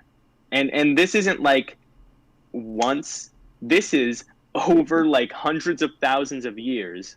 Is just this continuous roiling lava pit in Siberia. That's what caused the mass extinction. But yeah, the Ordovician-Silurian isn't 100% known, because one of the alternative theories is that it was actually a gamma ray burst. I like that theory. That's cool. Death ray from space. Yeah. Right. But yeah, right now we've got the best theory is the 1-2 punch glaciation, then global warming thing.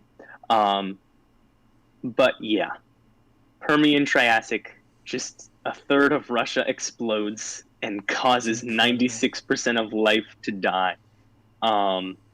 Yeah, interesting extinction event there. Then we've got the Triassic-Jurassic extinction, which paved the way for dinosaurs to become the dominant species, because it killed all the other reptiles more harshly than it killed the dinosaurs.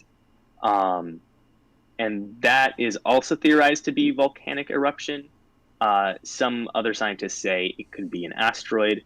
Again, not all of these are known that well, Then we've got the most famous one, Cretaceous-Paleogene extinction, the death of the dinosaurs. That's the big asteroid one. Yucatan Peninsula, Chicxulub crater, I think it's called. So, isn't that interesting that a mass extinction event allowed for dinosaurs to arise and become the dominant form of life, but then another mass extinction event caused them to die off and lose their throne. Mass extinction events giveth, and massive extinction events taketh away. What is time if not a interesting. Circle? You know? Yeah, exactly. What goes around comes around, dinosaurs. That's why they call it a revolution. Yep. Oh, yeah. Yeah, think about Although that is kind of concerning because the dinosaurs mass extinction event is what gave rise to the diversity of mammalian life, which includes us. I don't want to think about that right now, Max. Yeah, I don't want to think about that.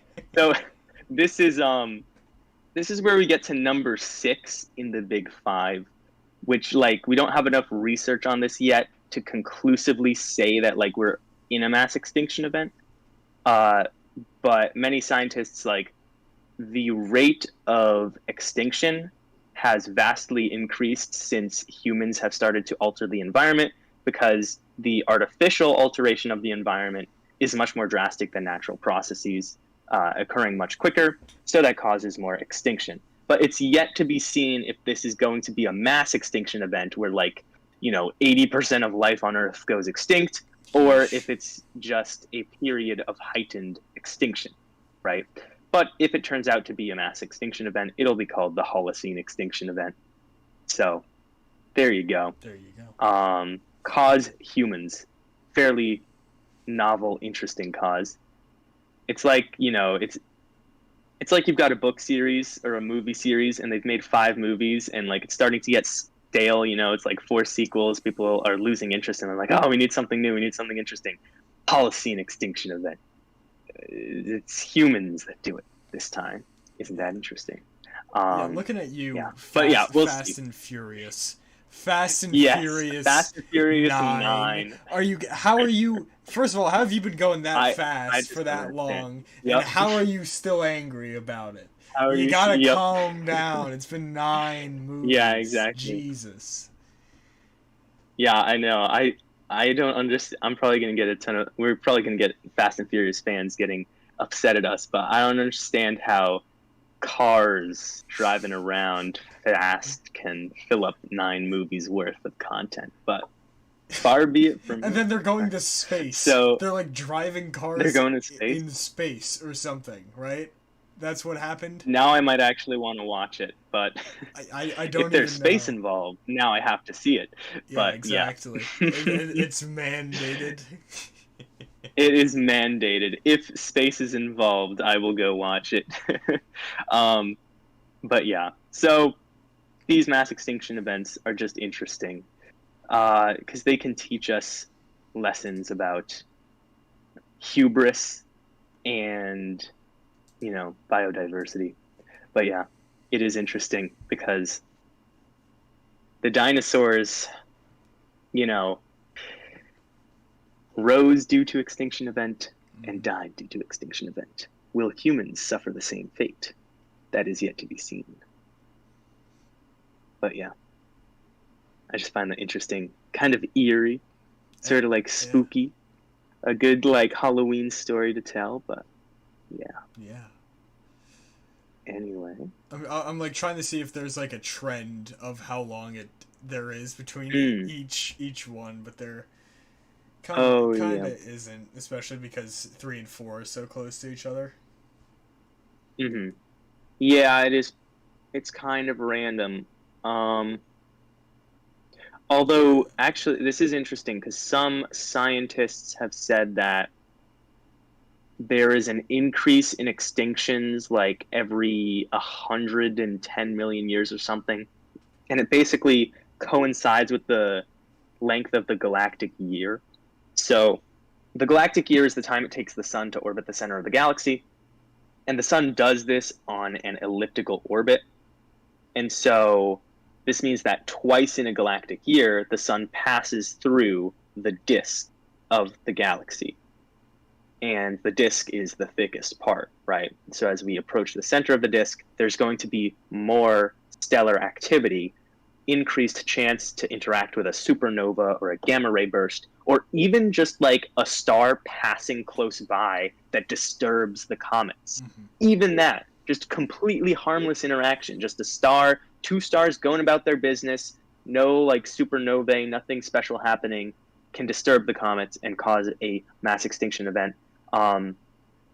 And then other scientists say every 37 million years there's a spike in extinction, and that is due to the sun passing through the spiral arms of the Milky Way.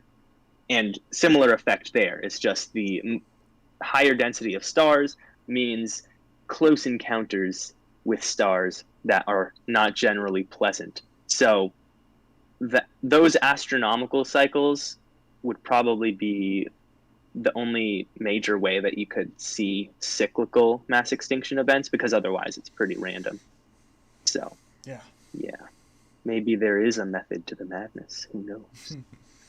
Maybe. I wonder what it will be. We need to take bets, like that board in Cabin in the Woods when they were betting on what thing was going to disturb the teenagers. Mm-hmm. We need the board of like asteroid, nature's wrath, volcanism, nature's wrath, other, like and then people like submit things. It's like solar flare, EMP, everything. I would like to see that betting board. Yeah, I'd like to see it like a stock exchange. Exactly. Like I've got 1 to 100 odds on nuclear war. Like yeah. And then like like the extinction event comes and one guy wins and he's like and then it's over. Yeah, exactly. No, it's got to be like an alien party. They're sitting on their ship, like cloaking devices on, and they're just sitting there, and for some reason they're using like paper, like the 1920s stock exchange, even though they're aliens that can do interstellar travel, but it's just for the aesthetic. And they're taking bets. So it'd be so fun. Like they're crouched over their consoles. They're like, "Come on, flare. Yep. Come on, solar flare. Let's see. Come on. Yeah, exactly. Big money. Yep. And then you've got like some like rogue alien, right? Goes and like induces a solar flare, and then it's like he gets arrested for insider trading. But yeah. Anyway, next phenomenon. Here we've got Muller's ratchet. So this was explained by a recent XKCD comic. So thank you, XKCD. This episode is not sponsored by XKCD. So Muller's ratchet is a problem that plagues organisms that reproduce using asexual reproduction, also known as mitosis. So this is just, simple bacteria that multiply. They multiply by just replicating their genome and then creating a second bacteria. So the ratchet is that because of random mutations, you will get some mutations that are beneficial and others that are harmful. But what will happen is if you have a beneficial mutation and a non-beneficial mutation, then the non-beneficial mutation will essentially hitch a ride with the beneficial mutation, and you'll end up with the new population of bacteria slowly losing the non-mutated trait because net this organism has a slight advantage, even though it has one impediment and a better succeeding trait, right? And so this has slightly lowered the quality of the genome. So as the next round of evolution happens, you'll get some more disadvantageous traits. And these traits will accumulate and build up over time and eventually cause the extinction of an asexual population. So this Muller's ratchet is basically one of the reasons why sexual reproduction is a beneficial evolutionary strategy over asexual reproduction. Yeah, and that's just because of the process of recombination with the genomes. in meiosis, which allows you to just randomly get one part of one genome and another part of another genome. And what that means is that you can isolate the beneficial mutation from the harmful mutation and end up with a new genome that only has the beneficial mutation and not the harmful mutation, which is the ideal scenario. And that gives more benefits to an organism. And yeah, this is explained in this XKCD comic using internet memes. You can read through this. You can go to XKCD's website because it's funny. Yeah. So that's Muller's ratchet, just this sort of interesting thing.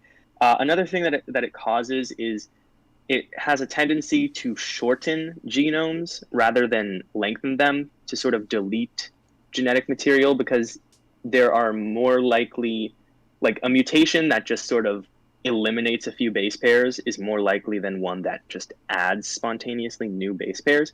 And so that will also lead to degradation. They've actually done studies on this, and this actually can even apply to organisms that use sexual reproduction, such as humans. The Y chromosome in humans, they've done studies. The Y chromosome has been shrinking, and that is because of this sort of Muller's ratchet, in that there's just less genetic information involved with each passing generation, because the Y chromosome isn't involved in the same sort of meiosis process, because you can't really get recombination because there's only one Y chromosome, whereas there's two X chromosomes. And so you can get that recombination, but you can't get Y chromosome recombination. So there you can see an effect of Muller's ratchet even in mammalian sexual reproduction circumstances. So this is just an interesting effect of like degradation. And I really like the XKCD sort of version here. I mean, basically, if you think of like a meme, it's just perfectly described here, where it's like you get the watermarks and then you get the like poor cropping. Like you'll see on Reddit when people say like nice cropping, when sarcastically. And then also the ifunny.co watermark that everyone hates on too. It's a very relatable experience for like I've seen like memes where it's like, you know, the picture quality is just so bad, right? Haven't you seen that? Haven't you come across that? Where it's like 240p or something like that. And it's like, what is this? And it's like, you want to go back and find the original template so that you can like make it yourself almost. So yeah, that's kind of what Muller's ratchet is. And so, yeah. Anyway, next. So here we have types of reproduction. We were talking about this just a bit earlier, mitosis and meiosis. So mitosis is the way that somal cells, right? Somal cells reproduce, and then meiosis is the way that sex cells reproduce. I forget the words. This is biology class from like 3 years ago, so I'm forgetting. But so the process of mitosis is just basic asexual replication, whereas the process of meiosis creates the sex cells that can be involved in sexual reproduction. So multicellular organisms use both mitosis and meiosis in their bodies. And that is sensible because, so here's a situation where the human body uses mitosis. We think like humans, just like all mammals, reproduce via sexual reproduction. So you'd think, why do we have mitosis involved? Well, that's because we are a multicellular organism. So you've got the skin. To produce a new skin cell, one skin cell will undergo the process of mitosis to create a second skin cell that has an identical genome. And that is obviously useful because you want all of your skin cells in one body to be doing the same thing, right? You want all of your cells to be on the same page. It would not be good. That's basically what happens when you got cancer. Cancer is when one cell develops a mutation through an error in mitosis that causes it to act in its own self-interest rather than in the interest of the whole body. So that is what cancer does. It basically collects resources for itself, and it duplicates, creating a tumor and sapping resources away from the body. So that error in mitosis is a reason why mitosis working well is a very good thing for the body, and why you would not want to use meiosis for most circumstances in the body. But when it comes to reproduction, the human body does use meiosis for the purposes of recombination. Recombination occurs during meiosis, but not during mitosis, and it allows for the different traits of two parents to combine into the new offspring, which provides for more variability and more shuffling around of the different traits so that the best combination can be achieved and natural selection can take its course. Of course, that doesn't really happen anymore for humans. There's not really, for the most part, we've sort of stopped our own natural selection just with the use of medicine, right? But in other mammals, this is still ongoing for the most part. So yeah. Yeah, and that's the way it is. Yeah, that's all bio class. That's bio stuff. Making 1,000 Punnett squares. I know that's not really what's going on here, because you're specifically focusing on the chromosomes, but focusing on alleles. That's where like traits come in and all that kind of stuff. That's the inheritance and things being hereditary. And I remember my bio teacher, same teacher as my anatomy teacher, he had us make the usual Punnett square, like just like we could have been doing, just like the typical A, uppercase A, lowercase a, uppercase B, lowercase b, and then like there's like it's four squares, you know, just two on the top, two on the bottom. He would have us do those for like whatever case study we were looking at, and then he made us do the ones where it was 8 squares, and then the one where it was like 1 billion squares. He didn't have us do that, but he showed us one that he had done, and I forget what the name for it was, but there were so many squares, and it was like this string of, I don't think it was a string of DNA, but it was this incredibly complex string for an allele, for like 2 very specific alleles, and he was like, and these are the possibilities, and he calculated percentages for each one, like you know, all of this stuff. It was crazy, and it was really beautiful because he had color coded it, so it made you could notice like recognizable like patterns, like diagonals and stuff like that. So it was really cool to see. Interesting. So yeah, I honestly I kind of wish I was more into bio than I am. I definitely stray towards physics and chem much more, but biology, because I want to get paid, but biology is, I find it very interesting. You know, Earth is my favorite planet in the solar system. You know, it used to be Jupiter for a while because Jupiter's very, very pretty. God, I just saw some of the prettiest pictures of Jupiter the other day because I'm on all of the astronomy Reddits and stuff like that, and the NASA Insta page and all that. But you know, Earth is my favorite planet, man, because you have all of this diversification of life, which no other planet up until now has had, and you get all the coolest stuff like this. And I really wish I was more into biology and, you know, understanding what makes Earth really, really special. And you can still do that through chem and physics, don't get me wrong. But you know, specifically appreciating the flora and the fauna at a scientific level, there's something to that. But for right now, I think I'll just stick with definitely looking at pictures of them on the internet. I've been recently sort of into biology too. And that's just, I've mentioned this before on stream, but it's very relevant to this stream. If you want to like see just an interesting web project about evolution in action, look up Serina, Serina, The Natural History of the World of Birds, because it's a very interesting speculative evolution project that basically theorizes about a planet that is basically inhabited only by canaries, and then they fill all these different ecological niches, and it just basically gives you this like idea of the principles of evolution, and it's really beautiful, I think. So yeah. But yeah, next we've got trade-offs in evolution. So on the left here, we've got a newt and a snake. So, and then there's this chemical called TTX. I don't know what that means, but I guess I'm not sure if this is a specific example or if this is just a hypothetical example. But what we have here is this newt.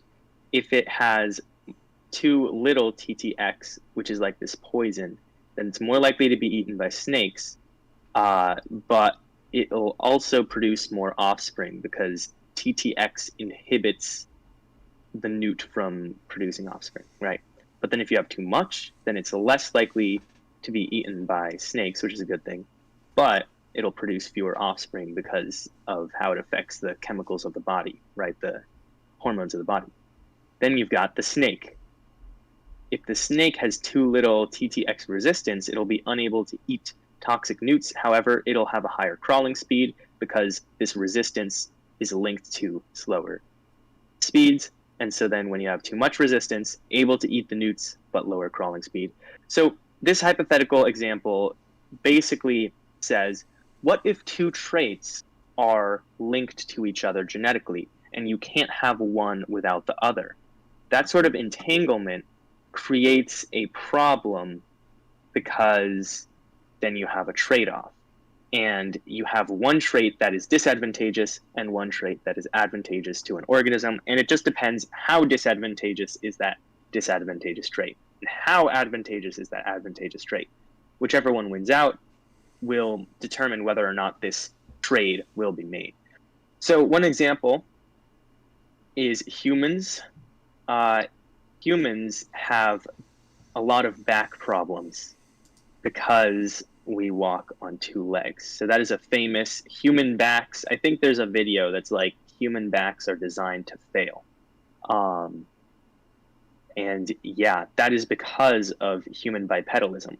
So the primate ancestors that walked on four limbs for the most part did not have back issues. However, you may question, why did humans start walking on two legs? And I said that earlier, it's because it gave us the use of hands to manipulate tools and the environment. And so what that does is that basically says that the ability to have and use dexterous hands is more advantageous than chronic back problems are disadvantageous, especially considering that the human lifespan for, the vast majority of prehistory was in the 20s or 30s, where it's like by the time that they would be old enough to have back problems, it's like, well, they're already dead. So that is a sort of interesting thing. And I would say that there are a lot of these sort of trade-offs and basically vestigial traits in humans, particularly, that are like burdensome and cumbersome because of how fast the human environment has changed. Because if you think about it, 100,000 years ago, humans were confined to the savannas of Africa. And now, if you think of the environments that we inhabit just 100,000 years later, air-conditioned houses, that is very different, right? To go from like having to hunt all day just to like have enough food to be like incredibly underweight, like just barely subsisting, to not having to do that, food on demand for like a lot of the world. But I mean, still there's world hunger, but a lot of this changes in the developed world. Particularly, you get a lot of these chronic healthcare issues because of just the human design being meant for African savanna and not developed world. And so those sort of problems are pretty interesting just because they're like intrinsic to the human body.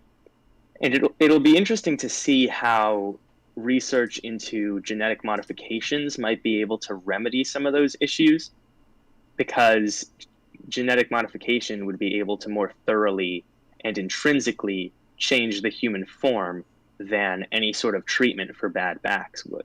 But again, it's like a design problem. It's sort of irreconcilable, I feel, the human back problems. I don't know, maybe the solution is to live on the moon or something, where the gravity isn't as bad on your back. But then, of course, you can't come back to Earth. So, yeah. Anyway, interesting sort of trade-offs here. Yeah.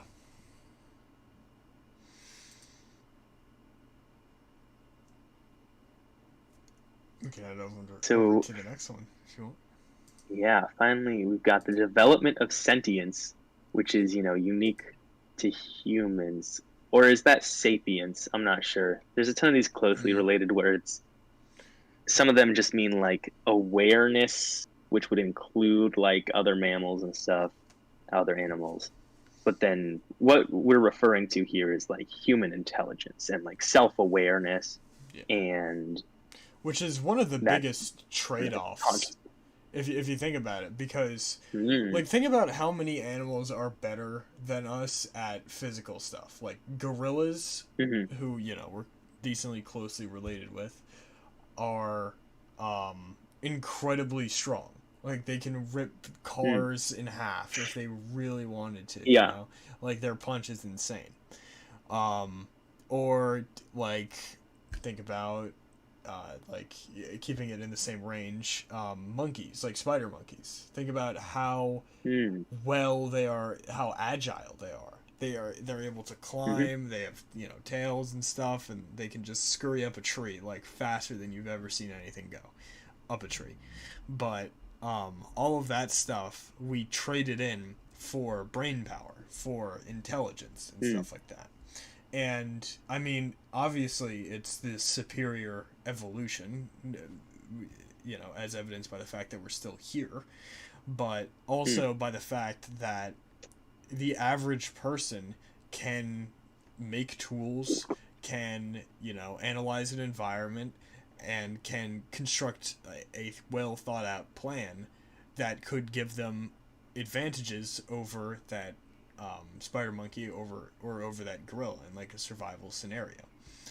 But it's a very interesting trade-off, and sentience has to be one of the most interesting evolutions ever, because if you think about it, there is a kind of I'm trying to figure out how to put it, but like animals contribute to the biosphere. Like all animals contribute to the biosphere, contribute to the ecosystem, which contributes to nature as a whole, which contributes to the planet, So in that way, nature is just constantly like regenerating itself, and everything is working together as one to just help each other out and to keep the entire system flowing.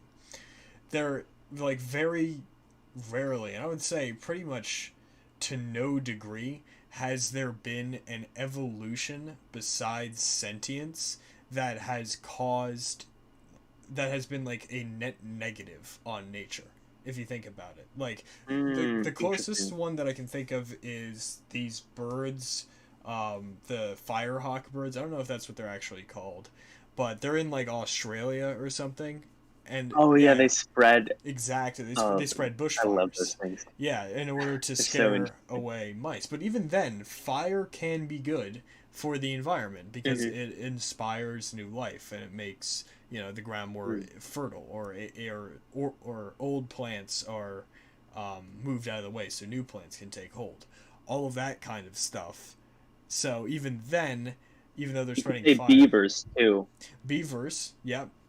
Beaver dams like prevent salmon from swimming upstream, I believe. Yeah, just like human dams do. So, yeah. But yeah, it is. But humans do it much greater. Yeah, to an extreme degree, because I mean, obviously, like carbon emissions, global warming, mining of resources and all of this stuff. And this is I'm not looking at it from like a subjective point of view. I'm just saying, like, Mm-hmm. taking politics out of it, it is a fact. Even like invasive species, yeah, exactly. like humans have caused species to end up on the other side of the planet that would not have gotten there on their own, such as the python that I mentioned earlier, invasive species in Florida, and are like killing a ton of animals in the Everglades. Yeah. So And there are like people who have been hired by the Florida government where they're like they're paid like by the foot of like to just kill pythons and bring them back. Like that's their job. Yeah, man.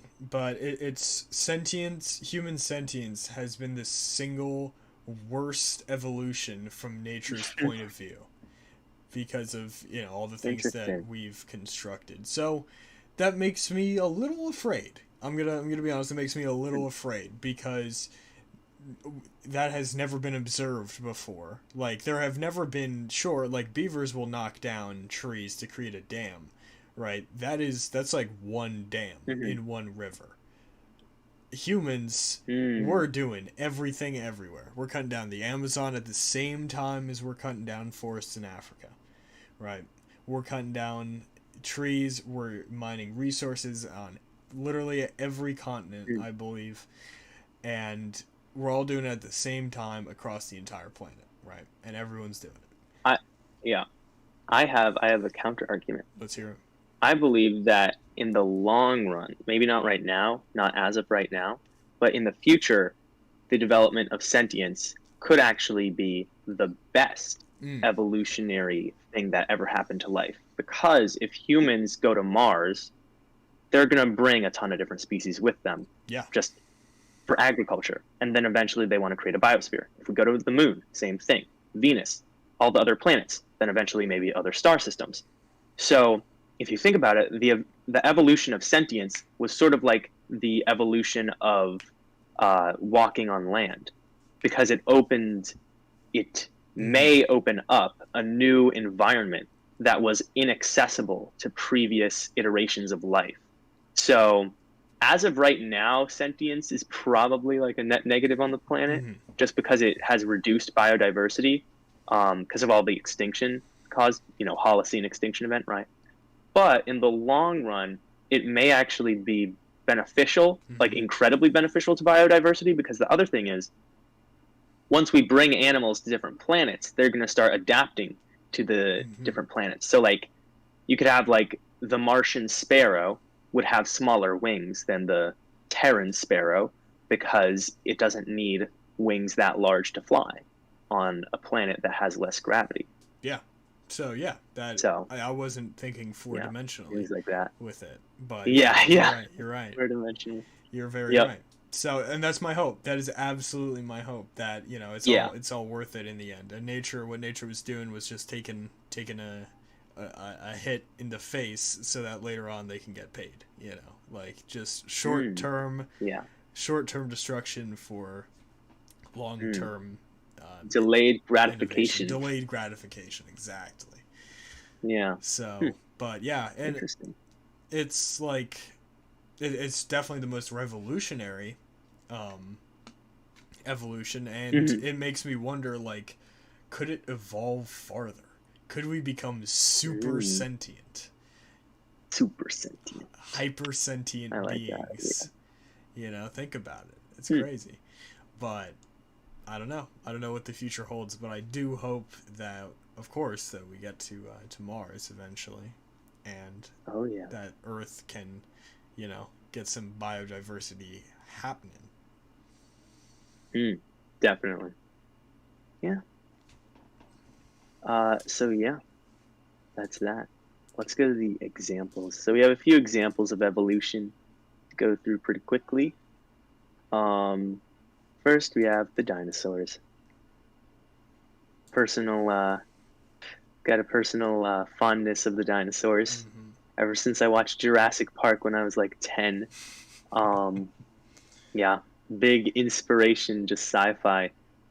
So I really like the dinosaurs. I heard this interesting comparison recently Mm. about how dinosaurs are related to birds. And to the average like person, like it seems like ridiculous. Like how could dinosaurs be related to birds? But I the comparison that I heard was that dinosaurs to birds would be like if all mammals went extinct except for the bat. And then 65 million years later, the bat has evolved into all these different organisms. Like that is interesting, an interesting concept, because you had these giant dinosaurs, but it was only these relatively small creatures that were able to survive the mass extinction event because they were more versatile and they became modern day birds. Oh, my AirPods are running out. Oh, yeah. But yeah, so that's just an interesting comparison. And I find it interesting that dinosaurs are closely related to birds. Like I just find it interesting in general that reptiles are more closely related to birds than they are with like amphibians, right? Like if you were to guess out of mammals, avians, reptiles, and amphibians to say like which two are more closely related, right? Like which is the most closely related to avians? I would probably guess mammals just based on like looking at them. Yeah. Like, all right, they've got soft exteriors, whether it be fur or feathers, right? And like just the way that they're organized. And then reptiles, I would guess, would be more closely related to amphibians. But it's actually not the case that, so instead it's avians and reptiles Mm-hmm. are more closely related than they are to mammals or amphibians. And that is just very fascinating. Just like Yep. just like looking at like, you know, a pet canary and then a crocodile and thinking like, oh yeah, these are more closely related. Like that's just crazy. Like I don't know. It's just a wild like proposition. You know what I mean? Yeah. But that just shows like the power of evolution to change things over time drastically, to fill all these different niches. But yeah, we can head on over to the next example. Domesticated animals. Yeah. So here we have uh, the most. Here we have all of the cases of artificial selection, where humans have decided which traits are advantageous. So we start with the dog, earliest symbiosis. Um, so the dog, right? You had these slightly tamer wolves, as I was alluding to earlier, and eventually humans figured out that they could decide which dogs reproduced with each other, and then pick the best dogs to reproduce. So the dogs that were the most helpful when hunting, humans could select the dogs that were the most helpful for hunting to reproduce, or the dogs that were the most helpful at shepherding to reproduce. And over time, this created these different kinds of dogs that are useful to us. Same with like farm animals, like pigs that used to be like feral hogs that were like dangerous and could, you know, could actually like do a number on you. We like evolved them to, or we selected them to be tamer and less threatening. And so this is just an interesting ability that we have as humans, because natural selection is just the demands of nature, which sort of makes sense. It's like, you know, it's hot or it's cold. So if an organism wants to survive, it needs to adapt to that. But the development of artificial selection allowed humans to make animals as we saw fit, which is just very fascinating because people worry about like GMOs, right? Mm. Like you say GMO and people get all like, oh. And it's like, well, have you seen the wild corn plant compared to the modern corn plant? You know what I mean? Mm-hmm. And that's with no GMOing. But I would actually argue that humans have been making GMOs since the dog. 15,000 years ago. GMOs have existed for 15,000 years. That's my part. There you go. Because what is artificial selection but selecting which genes we want to to continue, right? What is artificial selection and breeding but deciding which genes go into an organism? All that modern GMOs represent is a more advanced way to do it. You know what I mean? So it's interesting. So it always gets me a little irked when people are like, "Oh, GMO's bad," and I'm like, "Okay, well, you gotta understand like the nuances of the situation.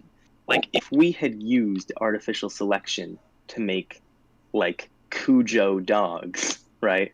To just make vicious dogs, then you'd think like, oh wow, artificial selection is pretty dangerous. Or if we used artificial selection to make toxic wheat, you would think like, wow, that's horrible. But we didn't do that because that's not what we wanted. You know what I mean? And sort of the same thing with GMOs. It just requires, you know, responsibility and like being careful with your GMOing.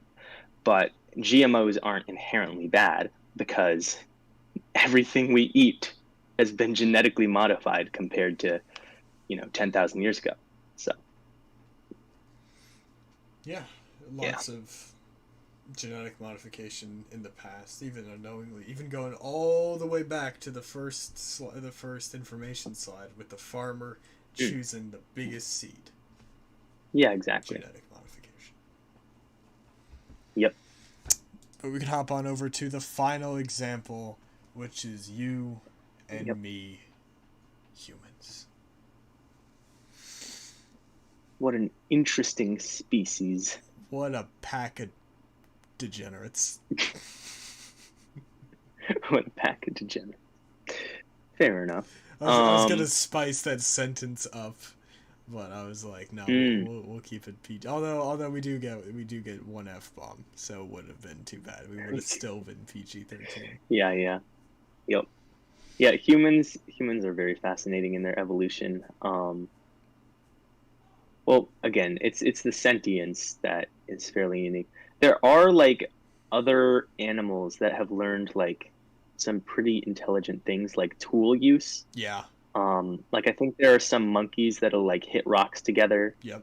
To like get at whatever. There was that's cool. An orangutan, and orangutans are my favorite animals. I love orangutans so much. They're just the chillest. They just eat fruit all day, and they're just cool. There was this female orangutan that was in a zoo near and they were doing construction on a adjacent part of the zoo, and she watched the workers and she understood and learned how to use a saw. And so I don't know how they noticed that. Yeah. But they like maybe she was like rubbing like a stick in a similar manner, and one of them was, so what they did is they gave the orangutan a saw, and what the orangutan did was she grabbed a branch and she started sawing like with proper as best you can do as a monkey form, Yeah. And it was that's so interesting. Like, and it was crazy because she was even blowing away like sawdust with that stuff and then continuing to go. So yeah, tool use, absolutely, monkeys are capable of that. But yeah, nothing compared to humans. I mean, yeah, just even think of what we've done in just the past like 70 years, like like, I mean, I often like to reflect on it. Yeah. The technological development from 1870 to 1970 is like, it's insane. I would say that is the most impressive 100 years. Yeah. I don't know. I feel like now compared to 1920 isn't as impressive as 1970 to 1870, but that's just my personal opinion. I mean, because it's hard to judge something like that. You know what I mean? But I mean, you do got the internet, so that changes things. That does change things. Yeah, man. It's, you know, we've done so much. We're the only race, or we're the only species that has been able to get to the bottom of the ocean, the top of Mount Everest, the moon, space, Yep. the sky, across the Atlantic, across every sea. We're the only species that has seen the entire planet. We're the only species Yeah, exactly. that has met, you know, I mean, not every other species, but every other known species. You know, we've met more Yep. other organisms than any other organism. And Mm. we have done so much in such a small window of time. Again, the Neil deGrasse Tyson thing, where if you put all of universal time on a Oh, standard yeah. calendar, humans, Cosmic calendar. yeah, on the cosmic calendar, we're only in the final minute of Yep. December 31st, right? We've been here for Yep. a negligible amount of time. Mm. And we have done an incredible amount of work. Mm-hmm. Yeah, it really is interesting, like the breadth of the human range, just from like a wildlife point of view. Like you'll get some animal that like lives across North America, some that can live across a few continents, but humans can live on every continent, including Africa or Antarctica. Sorry. Africa is where we started, so it's not that hard to live in Africa. But including Antarctica, which is Antarctica and Africa combined. I mean, think about that. You've got desert. Well, they're both deserts, actually. So you've got deserts in both places. But really hot, really cold. Yeah. I'm not speaking well today. But it's the last slide. Come on, we got this. Yeah, exactly. Humans also can live out at sea, just on the ocean. Yeah. I mean, you've got that sort of like meme micronation that like claims to be a nation off the coast of Britain, I think. That's just a sea barge, and they're like, we are a nation of like 3 people. But those 3 people, you know, I mean, think about that. That is the human range, including, you know, the skies too. It's pretty cool how far and wide humans have been able to spread. Very successful species. So yeah. Yeah. That's it. I guess that's all for me. Final thoughts, using our sentience give some final thoughts. Yeah, exactly. Yeah. Yeah, it's crazy. It's crazy how, I mean, how far we've come. Like the first beings on the Earth were like amoebas, or like single-celled organisms, really. Prokaryotes. Prokaryotes, yeah. And no mitochondria. How did they survive? Without the powerhouse, how did they do anything? Exactly. But they started off as thoughtless, mindless, mitochondrialess beings. And now we have the internet. And now, just a couple of days ago, a man was able to take himself to space on Virgin Galactic. You know, it's ridiculous because, I would agree with the 1870 to 1970 being the most impressive span of 100 years, but you know, that's just 100 years. Like, it depends on what the internet yields, I will say. Yeah, that's fair. I didn't consider that because we don't really have as much of that. We don't really have the hindsight, you know, the retrospective. Yeah, definitely so far. We don't have the retrospective on the internet though, so I did fail to like bring that into account. But still, with the information we have, I'd say 1870, 1970. But it's insane. It's insane to think about, because a lot of people like to make the joke everything is down to the opposable thumbs.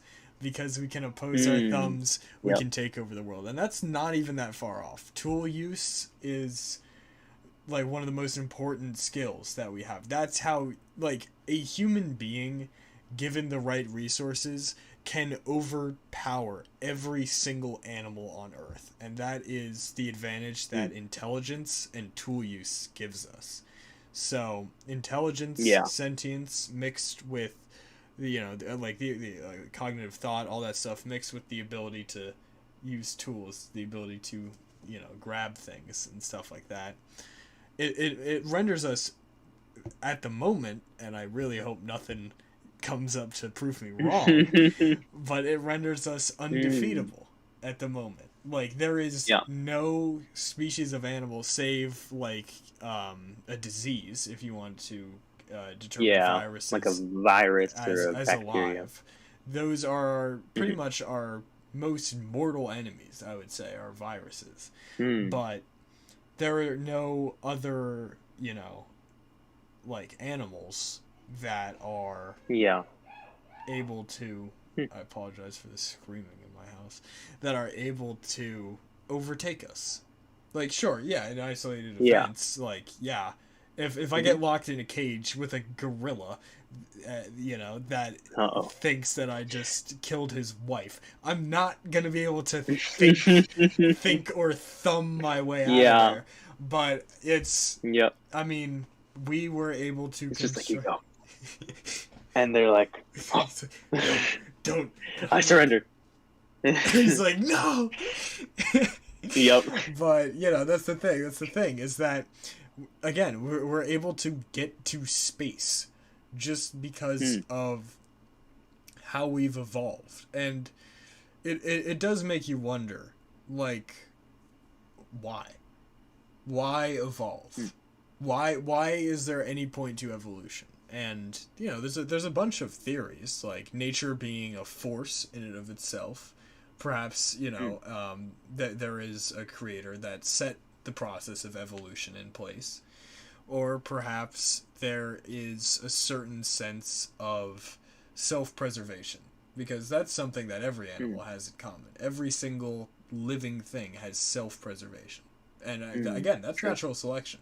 Because if a species was born Yeah. without self-preservation, they're not going to stick around long Yeah, enough exactly. to be able to have children and offspring. Hmm. So maybe maybe the reason for evolution is the same thing. Maybe like nature, Mm. quote unquote, had a little sense of self-preservation, and maybe that's what we're doing. Mm. And there could even just be like no purpose to it. Maybe Like there it's just isn't. it's like it's just sort of it's just like the laws of probability almost. Mm. It's like that's it, like mathematical probability. Um, but it is really interesting, like that life is the universe's way of experiencing itself. I think that's a Neil deGrasse Tyson quote, That's or a nice I don't know, quote. I it might like be that. before him, but I think he said it before. So yeah, the universe's way of experiencing itself, because yeah, abiogenesis, from dead matter to living matter, that is like the most astounding to me. Yeah. But I mean, every step along the way is just incredible. I mean, eukaryotes, that's an incredible example of mutualism right there with the mitochondria, that big step that was taken. Um, and it's just very fascinating. Let's see. Yeah, I guess that's it. Yeah. So, yeah, that being said, I'd like to thank everyone for watching, and thanks Sebastian for being my co-host as always. As This always. was a fun episode. Mm-hmm. We'll see you guys all next week. Remember, Saturday at 5 p.m. instead of Sunday. So yeah, that's it. Bye bye. Bye bye.